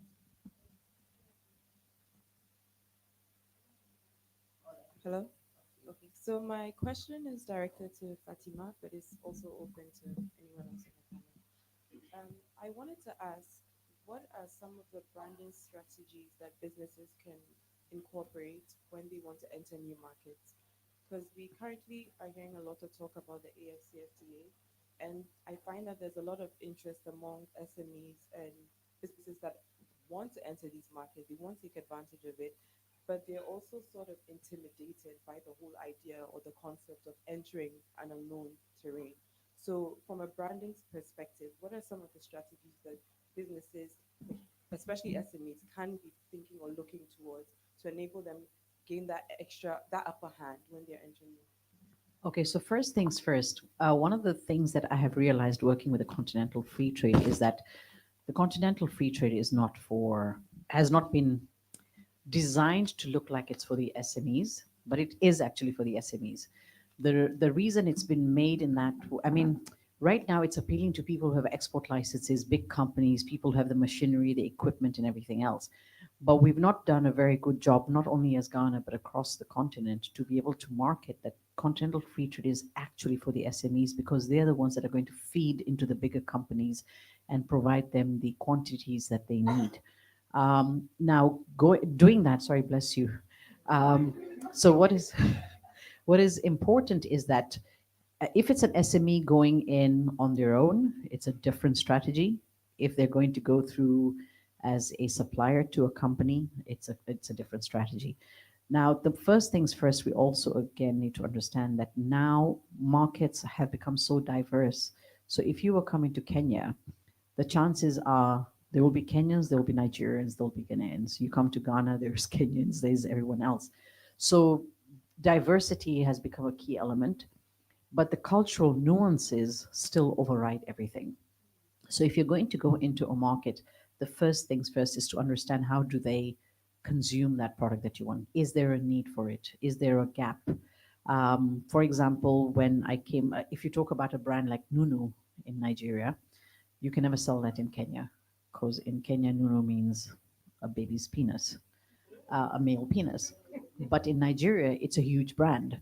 And so when you're going in, it's very important, again, why I say that when you start with just the concept of the branding or the product, please define in phases the strategy that you have. Is this going to be a brand that's only going to play in this market? Is it going to be a brand that we want to extend into the regional market? Or is it going to be an international brand? And the answers do not necessarily have to be there and then, but then it gives you room to understand that if I do go into that market, I could actually come in with an extension of that brand that will appeal to the of that market. So culture is very, very important. Secondly, is how it is consumed. Different people use different things for different approaches. So, for example, shea has been always considered to be for skin and for hair, but we've been pushing it a lot more for food use in terms of not only chocolate but other products. So there's a lot of elements in there. It's now also being proven that if you take shea and mix it with hemp, CBC, you're able to ensure you don't get keloids after operations. So it's important to again look at. But one of the things that I think is important to look. I really like to always keep. It's called the KISS syndrome. Keep it simple and stupid. And if there's one thing you realize, also, I love acronyms because it's easier to remember things. So keep it simple and stupid means you look at things that are happening globally and what is it that we could be able to replicate. So, for example, for those in the fashion industry, those in the agri sector, right now there's a brand. It's been patented called Pinatex in Philippines, and they have patented making leather out of banana peels. The coffee broke man and plantain that we throw everywhere, they're making leather and fabric out of it, and Gucci is selling it for 5,000 euros as a jacket. They're doing the same thing from pineapple fiber, the heads, where we in Ghana throw it. We don't charge. India comes and takes all of it, and they make you sisal thread and they bring it back. So as we enter those markets, we need to really understand what are their strengths, what are their weaknesses, obviously the whole SWOT analysis, but what am I coming again to do under DREC? What difference will I be making? And will it be relevant? So for me, it's always about difference and relevance more than anything else. And the model then changes. Thank you. I think one more thing, innovation. It's one of the ways that, especially in a, there's a lot of products in the market, saturated, right? For you to stand out as an SME is innovation. So it could be something new you're bringing to the market, or something existing, but something about it is made more convenient to the consumer. Usually people will go the price direction, but really, as she said, do you want to sell something quality for like 2 CDs, right? Because usually people just enter and just drop the price. But look at innovation. Innovation is like one of the key ways to grab consumer attention. Because Ghanaians, we like novelty, we like new things. Yeah. I just want to add a little example. What she's saying is the market analysis you have to do for where you're going. It's very essential because it will also influence the cost of you going there, right? We used to always work on this brand, right? And it was a tech product, okay? And what happened is what the packaging requirements are for Ghana are different from the packaging requirements in Nigeria, right? And so even the size of the package for a certain part of West Africa is different from the size of the package for a different part of the same West Africa. So imagine you are looking at this new place you want to go to, and suddenly your whole packaging has to change. That changes how much it could potentially cost you to go there. So that market analysis that you do, you could use the pestle analysis, right? You are looking at the political situation there, the environmental situation, the social climate, literally all these different aspects, because they will influence you. Your product may be good, but there may be some tweaks you have to do to be able to exist there. Okay, yeah, there's a question. Yeah. So with the AFCFTA, I have my products. My name is Annie, the CEO and founder of Annie's Perfections. We produce the best peanut butter in the world. Yes, it comes in a jar in a squeeze. I always carry my products with me. Can I please? Hey, Annie, It comes in who the. charge you? You Don't worry. advertising. No, so it comes in a jar, a squeeze bottle, and in a sachet. Because sometimes when people are traveling and they want to carry, they have. So that's yeah. And then we have it in a jar as well. And then we also have it in the sachet. So we are in Kenya now, and we also export to Canada. So before I even started, what I did was I made sure I I had the label in French and English. So I got a school, Concordia University, to do a market research for me in Canada. And so there wasn't much I had to do when it came to the rebranding. And so if you That's want nice. can, Hey, Annie.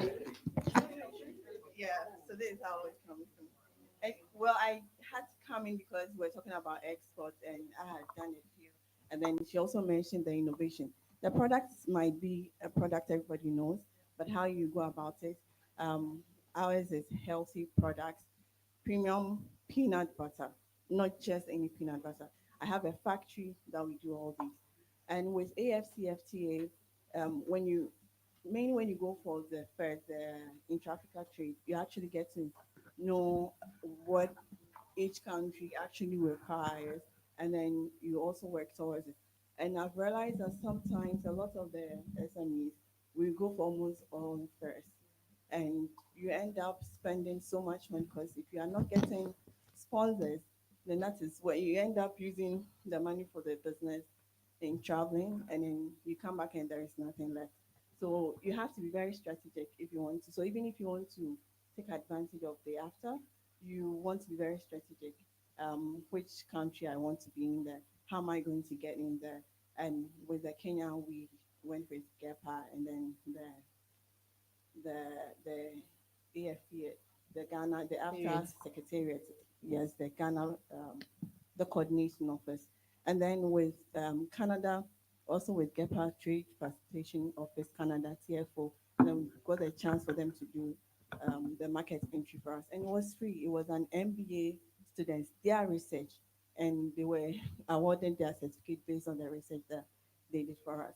So if you want to take advantage of the after, it's very key that you also know the markets you want to go in and how you are branding. And if you are starting a business, I think you should have at the back of your mind that you want, if you want to go global, and then you start your packaging and your branding in that sense. If not, and oh, just in Ghana, so I'm going to do everything in Ghana. When the opportunity comes to actually go out there, it becomes very difficult. We have not changed our branding for the since we started, and also because of they mentioned leveraging on or the business brand and the personal brand. I have an issue. I have a challenge. I really want to be private, but my business has gone to that level where I'm actually a food and agri organization mentor for women-led business in Africa. My current mentee is from Malawi, but I just find it so difficult to come and do anything online, to come and even talk about my product. And it's my challenge. I don't know what really to do because sorry, it's so hard. It's so hard. But we've had collaborations with GIZ, USA, TFO Canada, and the FAO. I don't know. Why is it hard? Why is it hard? She just wants to hide, be in her corner, just let the I'm shy. business So run. my body's But you even want to shaking. make money. You want to make money. Yeah, we are making. I feel like I can make the money without having to really. Yeah, so it's really hard. I don't know how. And today we're talking about it with them Center, so how I'm going to do that. So I came in with two things to add on, and then to also talk about my Please issue. help Annie. I'm with you. Even I, I, I have never really liked being. I've been doing this for actually 20 years this year, and I think that I came up in a time where advertising marketing we were okay being in the background. People don't know us. They just see the really good work we're doing, and we're always happy with that. But it seems as if the version of the world we are in today, they always want to put a face to what is going on. But I think that luckily for some of us, what we the product we have, right, or the experience we have, that what we can share is authentic and it's strong, right? And so we have to rise to the occasion. If it's that difficult for you, I would advise that you should get a coach because it's very important, especially you being able to go to these other countries. I've not met you, but in the past 3 minutes, you've shown your product range, you've talked about your expansion to different African countries. It's a good story to tell, right? And I think that you are able to package this version of yourself where you can literally have a bucket of this is what I talk about and that's it. And that will help you because then it's just repetitive. You only go to these kind of programs, you only speak on this topic. If it's not about agric or manufacturing, you are not a monk. If it's this, do you get? So you kind of create a certain guardrail for yourself so that it helps you. That's the compromise. So it's not like you will not do it, but you are very structured in what you do. If they call you for this, oh, I can't do it. Once it's in this corner. And that's why I said you should get a coach because a coach will help you direct you with that. You would have your typical talking points, typical topics you would touch, and then a way in which you do some things. And you know, okay, anytime I'm going to an event, this is the pack I'm going with. I'm going with my business card, I'm going with samples of the product, and I'm doing this. So it's kind of like rudimentary, it's done already. So it will take a bit of the edge off where, oh gosh, I have another thing I need to go and speak at. I don't want to go. There's a pack. I pick up my pack and I'm gone. And when I go, I do this, and I do that, and I'm done. Because you kind of brace for impact. You get there, you do your smiles, you do what you have to do and go. Because also, you've built a good brand. It's a good product. So the next question is, who is behind this? And the crazy thing is, as much as you've built a good brand, there are people who will say, yeah, it was a nice brand, but when I met the owner, I was worried. No, and it happens, right?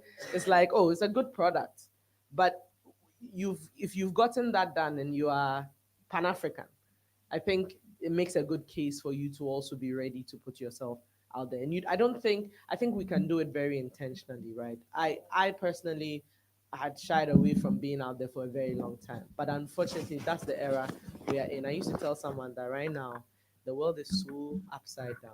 You could have done a great job for 20 years, but if you don't say it in LinkedIn now, you didn't do it. And it's just crazy, but that's where we are, where we find ourselves today, right? So you help yourself by planning towards being this person. Structure, give yourself a little room on this is where I sit, this is what I do, this is what I talk about. So it kind of also narrows down, because that's another thing. As soon as people think you talk well, everybody wants to invite you to somewhere. But they don't know most people who talk well, it's only because we prep. If we don't know, if you like call us on a certain day, we are not ready, you shock. We're human, okay? So I think structure it for yourself and you'll be able to, and I think it gets easier because you know what you're talking about. If you weren't the one making the product, then there's no way you would know what you're talking about. But based on everything you've read, they want to talk to you. You've worked with the AFTA, and you kind of become a resource to them. So if you're in a space like that, it's a good thing for you and for them. So get a coach and package the conversation for yourself. Have a agreed set of topics and places that you would like to talk about and go to, and set that up. Everything else is not important. Okay, Then thank it'll you. happen. Irene, I think you have a follow up. Yeah.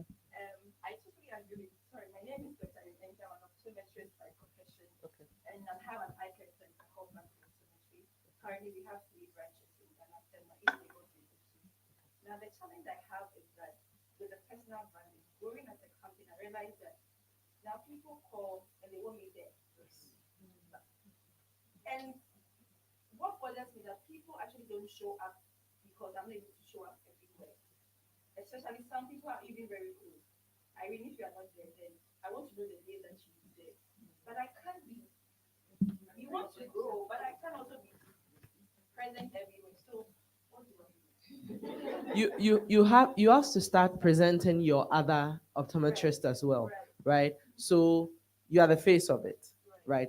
But you have other experts, so you have to let them also begin to take the lead, right? You have to let them make some of the calls for you. You have to let them accept some of the speaking engagements. The thing is that the earlier you understand that, the better for you, because at the end of the day, like you're saying, you can't be everywhere, right? And that's sometimes the downside of personal branding gone wild because now it's all about you. But you can't be everywhere. So you need to begin to pull your other optometrists into the light with you and let people know that even if you weren't there, this person is able to do this. That's a very important thing. And then it means you have to encourage them to also begin to build their personal brands as well. Because if they don't look as shiny as you too, it's like, she said I should see this woman, but I'm not sure. Exactly. Yeah. Yeah. Yeah. Okay. Any final questions? Okay. One of the major challenges that I have found over the years is the fact that within our space in Ghana, when you're creating your business, you want to expand, and therefore you will highlight your soon you'll become an employer. You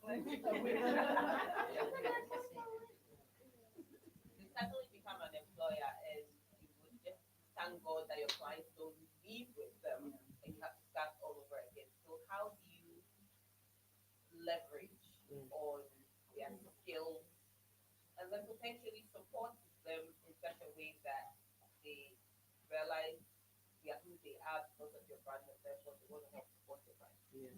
To be honest, in my opinion, something's got to give, right? And it happens everywhere. I think from an internal standpoint, in your structure, in your staffing, your contracts, you need to have your contract airtight, right? Non-competes and things like that, where you can't go soliciting for my client for 2 years after you work here. Like whatever your standards, and the lawyers can help you, right? Your employment contract is very important. And I think a discussion about it, because what happens is a lot of people, they are signing everything and anything because they want the job. When they start misbehaving and you're like, you can't do this, like, oh, why can't I do this? It's in your contract, right? So from an internal standpoint, you have to get that sorted. And I think it will also give you the confidence to now push them out. That's one. But I would also say that it also depends on the business you are running, the kind of business you are running. If you are running a manufacturing business and you have this person who is your brewmaster, let me put it that way, brewmaster, I think it will take a while to have this brewmaster do their work for years and become ingrained and do the right thing and possibly have his successor before you start saying, this is Kwame, our brewmaster, learn from him. Let's not also be premature. But in the case of medical practice, it's important to let patients know that when I'm not there, the other person can still save your life, right? So that's important. Could that doctor also go and create their own? Probably yes, but something has to give, right? You're a baker. We don't need to know who your head baker or your head decorator is right now. That can expose you, right? Exactly. So Thank you, let's Sharon. be strategic about Thank that. you. We take your question. Yeah. No, I'm sorry. I think there's one person here. She can just. Hello, everybody. My name is Karen.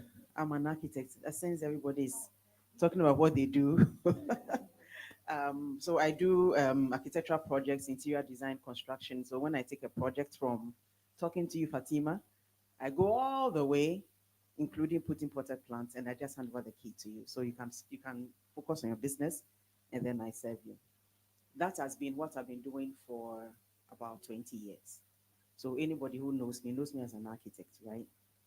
Now, recently, I started a subsidiary which is into furniture production. So we do kitchens, wardrobes, cladding, like what we have. And my marketing team um, want to put my face to that as well. And I'm pushing back.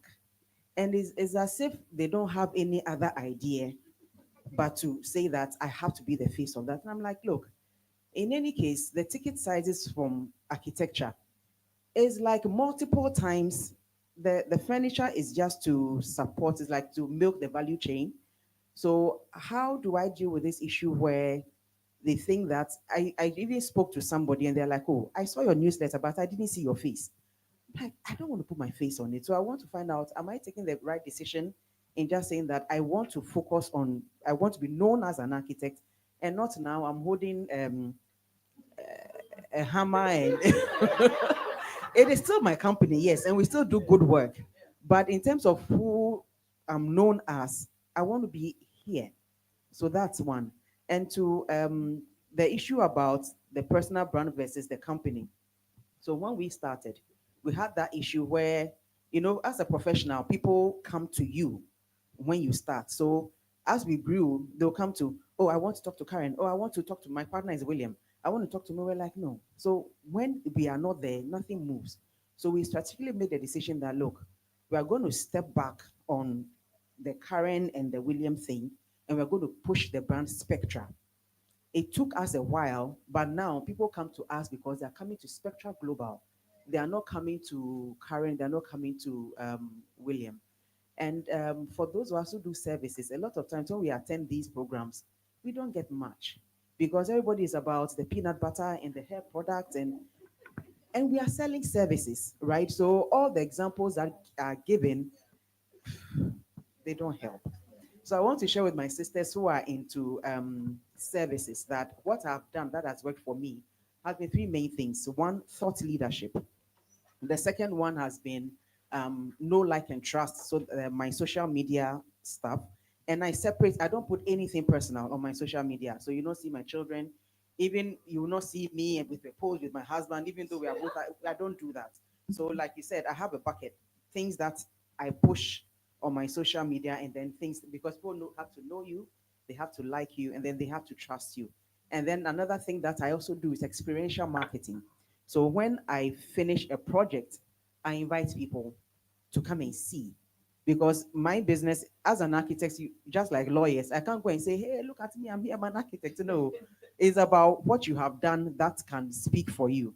So those are the three things I've done that have helped that I want to share with the eye doctor and the various lawyers that for those of us in professional services, you can't do a billboard, you can't do any of those ads and stuff like that. But thought leadership, know, like, and trust, and experiential marketing. So I would like to connect with those who organize this event. I have an office building that I'm launching um, on 13th. It's just at Kanda. I would like to invite all of you to come and see what I've done.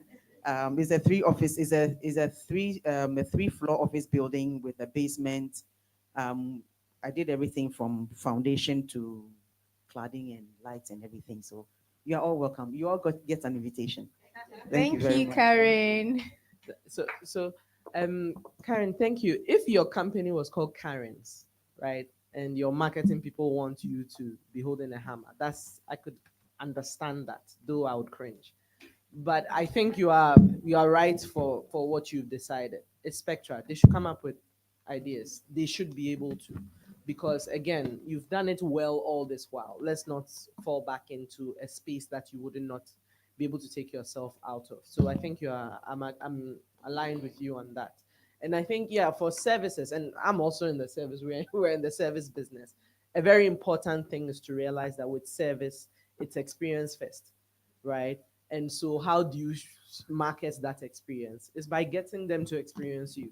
So, the reason why my friend Akosia called me to do this today, and I said, okay, I would, because most of the time, the way I can get people to see that I'm able to help them build their brand is to talk about building brands, right? So, if you're in a service business, depending on what kind of business it is, find out what is going on in that area and see how you can be in that conversation. Luckily, there's social media today. So you don't even need somebody to invite you to their podium. You have a podium, start talking. But also be very strategic and be very focused on a particular thing. Let's understand that, oh, when I think of this, you are somebody I think about, right? And in terms of that, it helps you sort of market yourself that way. Also trying to be present at events like this. So um, Avi and David may not go around shouting about everything, but they do a program like this. It suddenly changes how you feel about the law firm. They are aware of that. They are also branding. You understand? There's a certain sense of inclusivity you are going to feel about them. They are going to be more approachable.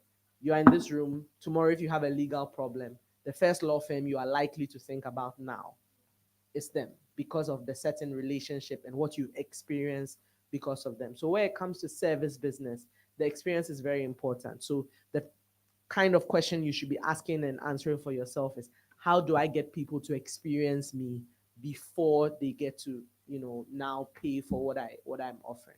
Yeah. Can I quickly jump in before Fatima? So I understand that. I do. and I understand you. So let me just try and explain it from their point of view. It helps it also communicating to them what you don't want. Um, on our brands, especially like Guinness, we realize that when we used humans in there, we get more engagement than we say black shines brightest, black, rich, bold, vibrant. Nobody cares. But we started doing something we called real G's, where real human beings were talking, were telling people, drink responsibly, Guinness, da, da, da. We had more people engaging with us. So it's normal. If you put your spectra, you put nice, try it and see. You put your nice videos there and whatnot. Versus when there is a human element in there, you'd see that people will react to the human element more than the furniture. You have 3 seconds on every post to reach people. 3 seconds. You realize you are scrolling, you spend 3 seconds on each post before you go. You are most likely to stop when you see something you've actually been looking for specifically, or you see something that looks like it can be entertaining. And those things usually have human elements in there. So I get the direction they are coming from. I get the direction you are coming from, because it means that if it is not you, if you are not there, then it's harder for people to deal with other people. So I'm just giving you this information. Just as she said, there are many ways to kill a cat. Really, Just use somebody else. they can use I totally somebody else. agree. But once at least you understand where they're coming from, it's easier with the conversation. Another thing to answer the question, I think you mentioned someone met the doctor. I can't mention the Ophthalmologist. yeah, and the doctor. You mentioned it. My boss did something to help that. She's one of the best marketing people I have ever worked with. So everybody who comes wants to have a conversation with her, because they feel like if they have the conversation with her, the deal is sealed. They would rather not come through with me. What she started doing was she would send an email, hello. Okay, so you first start with Wilma. Wilma will take you through this and this and this and this and that and that and that and that and that. And we'll end it. Then I will come in. At the end, when we're done, she doesn't even need to come in. She's probably just coming to say, how is it? And then as we go on and on and on and on, I become the contact person. She's not even in the picture. She can focus on more high level stuff. So this is something that she does. I feel like you can incorporate it. You communicate to your customer. Thank you for coming. This is Sharon. Sharon will take you through this and this and this. We'll do this and this and this and that with you. And then I will step in here and then maybe we can close it off. When they know that at the end they will have access to you, they will go through the entire process with Sharon. And after now they have experienced Sharon, Sharon becomes their contact person. Sharon is the one they always call. Sharon, they will stop bothering you. They will only come to you when it is serious. And that is when you'd usually step in. Yeah. Just because I am very conscious about time for all of you, I think one of the things that has not come out in today's conversation is artificial intelligence and how this is so important and needed. And it actually answers a lot of these issues. If there's one person who really markets well, it's Spectra Global. I mean, Spectra Global and Karen Helm are two brands, and they also have equal weight. I see your emails every week in my inbox. I can choose to unsubscribe, but I don't, because it's reached a point that if I want to know what's happening in the industry, I get to know through the stuff that she's doing. Not that I'm ever going to buy property or anything, but it's because it's relevant to me. So what it's saying is that it's very important to, again, understand who your audience is and what it is you want to be seen as in that field. My answer is exactly what Sharon has said. I don't think you need to be the face for the furniture. It's an extension of already something that has been built. And I believe from a strategy perspective, you're also looking at first being the customer to your own business, so that you are supplying them before you start supplying everybody else. And automatically, somebody buys a property, they see your furniture, by default, they automatically come into the others. So I think you're on the apps. And marketers like to find the easiest route out. And it's also a nice way to tell you, Madame, to make you look good so they look good. So it's an easy way out. So I would definitely say no to that. But most importantly, and the last for me, is artificial intelligence is very, very important. It's a great opportunity to look at and capitalize. I don't know how many of you even know that through your WhatsApp, you can actually create images. You can actually put in and say, this is what I want, and it will create. But unfortunately, right now it's a big tug war because artificial intelligence hasn't been designed to still understand African concepts. So all the images you get tend to be very, very dark, bad lighting, deformed faces. Yep, exactly. So there is that conversation going on. And last but not least, because we're in a legal space, one of the things that you also need to understand that has recently been coming up, it hasn't hit Ghana yet, but there have been two major cases that have happened, two in India, one has happened yesterday in Kenya, that consumers are fed up of having advertising intruding their spaces, whether it's when they're watching a movie. Somebody, I mean, India, a case was put in where this guy was fed up that every time he went to the cinema and was watching ads and ads and ads, and he won the suit because he was like, you're taking away my time and my mental space by doing that. Same thing happened yesterday with Kenya with one of the cable TV channels, yet it's obviously a revenue generation. So I just want you to start, this is why I keep saying so important to look at what are happening as trends globally, especially also on the continent, because it will come in as well. So you need to be very agile, very creative in terms of how you want to reach your audiences.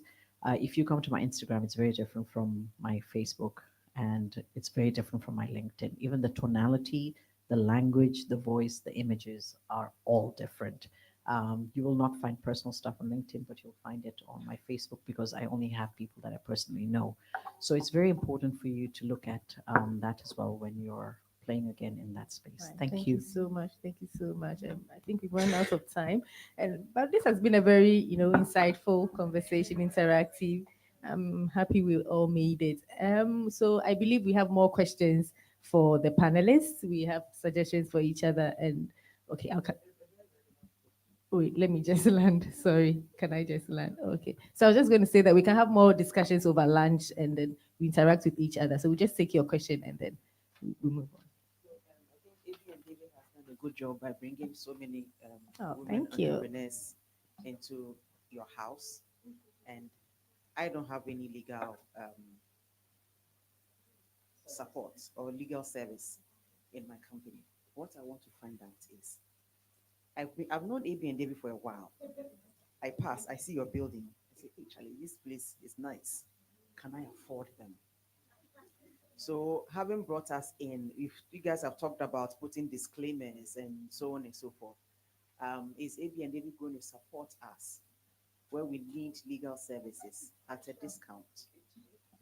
Since we've been here spending our time supporting your Absolutely, program. we appreciate your coming. Yes. I don't know if you were here when when Tina. Okay, Irene will just take that. In capital letters.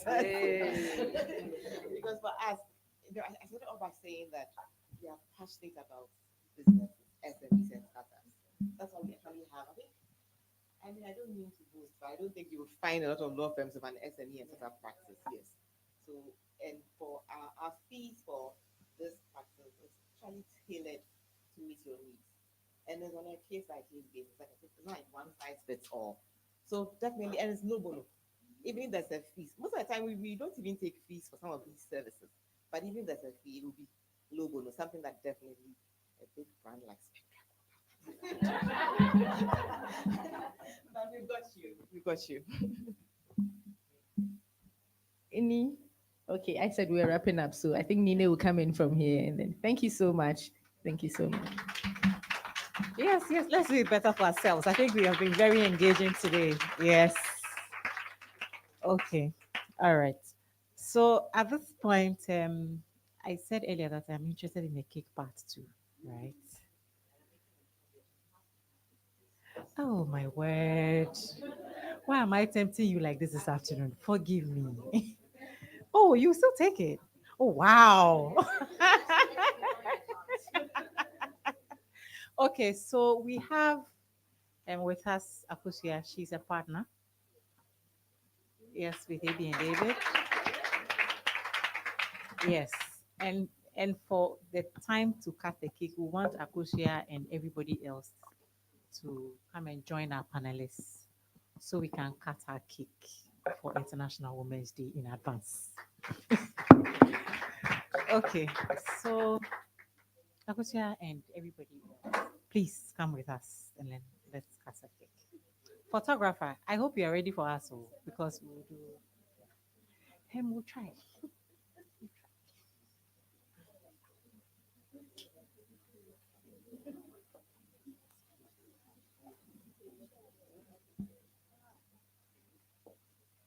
Sinarini. Ah.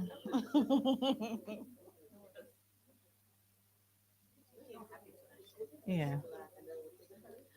Okay. Okay. All right. So please, everybody should come and support our kids' caucus. All our kids' caucus. Okay. Oh, thank you. Okay. So, is there another? Yes, another. I understand that this year we are doing. I don't know whether it's Blowman or it is Killer. We are doing accelerate action. Yeah. Okay, so please, because of our cameras, some can come around so that.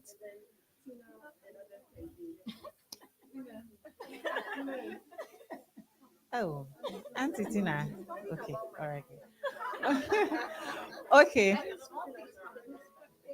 okay. So this is what we are going to do. When I say Happy International Women's Day, then we say accelerate action, and we do Blowman style. Okay, so Happy International Women's Day. Woo! Yes. Yes. So now we are all going to do the sign and we'll take the picture. Auntie Linda, the sign. We have to see the sign. Yeah. Okay, so happy International Women's Day.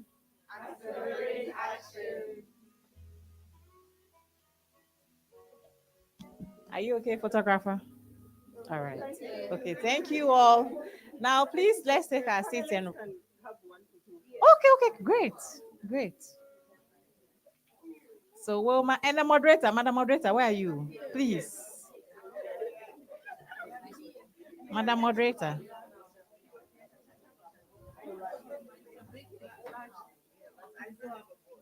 Okay.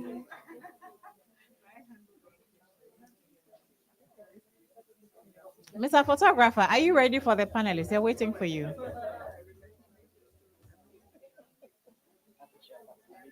Yes.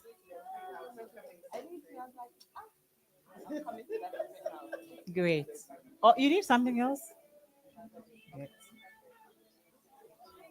Yes.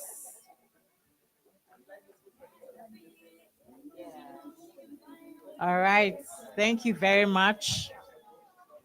Okay, so we'll take vote of thanks now. Hello, hello. The cake, don't worry, we'll cut the cake and we'll distribute whilst we are having lunch. Okay. Okay, ladies, we are almost there. Hello, ladies. I can see that we want to interact. We are in a hurry. Let's just take vote of thanks quickly, and then we can go and have lunch and network some more. All right. So we'll invite Miss Aram Abla Gali. She is an associate with AB and David Africa Ghana office, and she's a member of the SME practice. Good afternoon, ladies. On behalf of the SME and Startup Group, I'd like to say thank you, first of all, to our panelists for your insightful contributions and insights. I think I speak for everyone when I say that you have impacted a lot of wisdom and we're all going away with something useful. I'd also like to say thank you to our participants, both online and in person. Your enthusiasm and your openness in sharing your stories have made this session meaningful. I'd also like to say thank you to the leadership of the firm and the organizing team.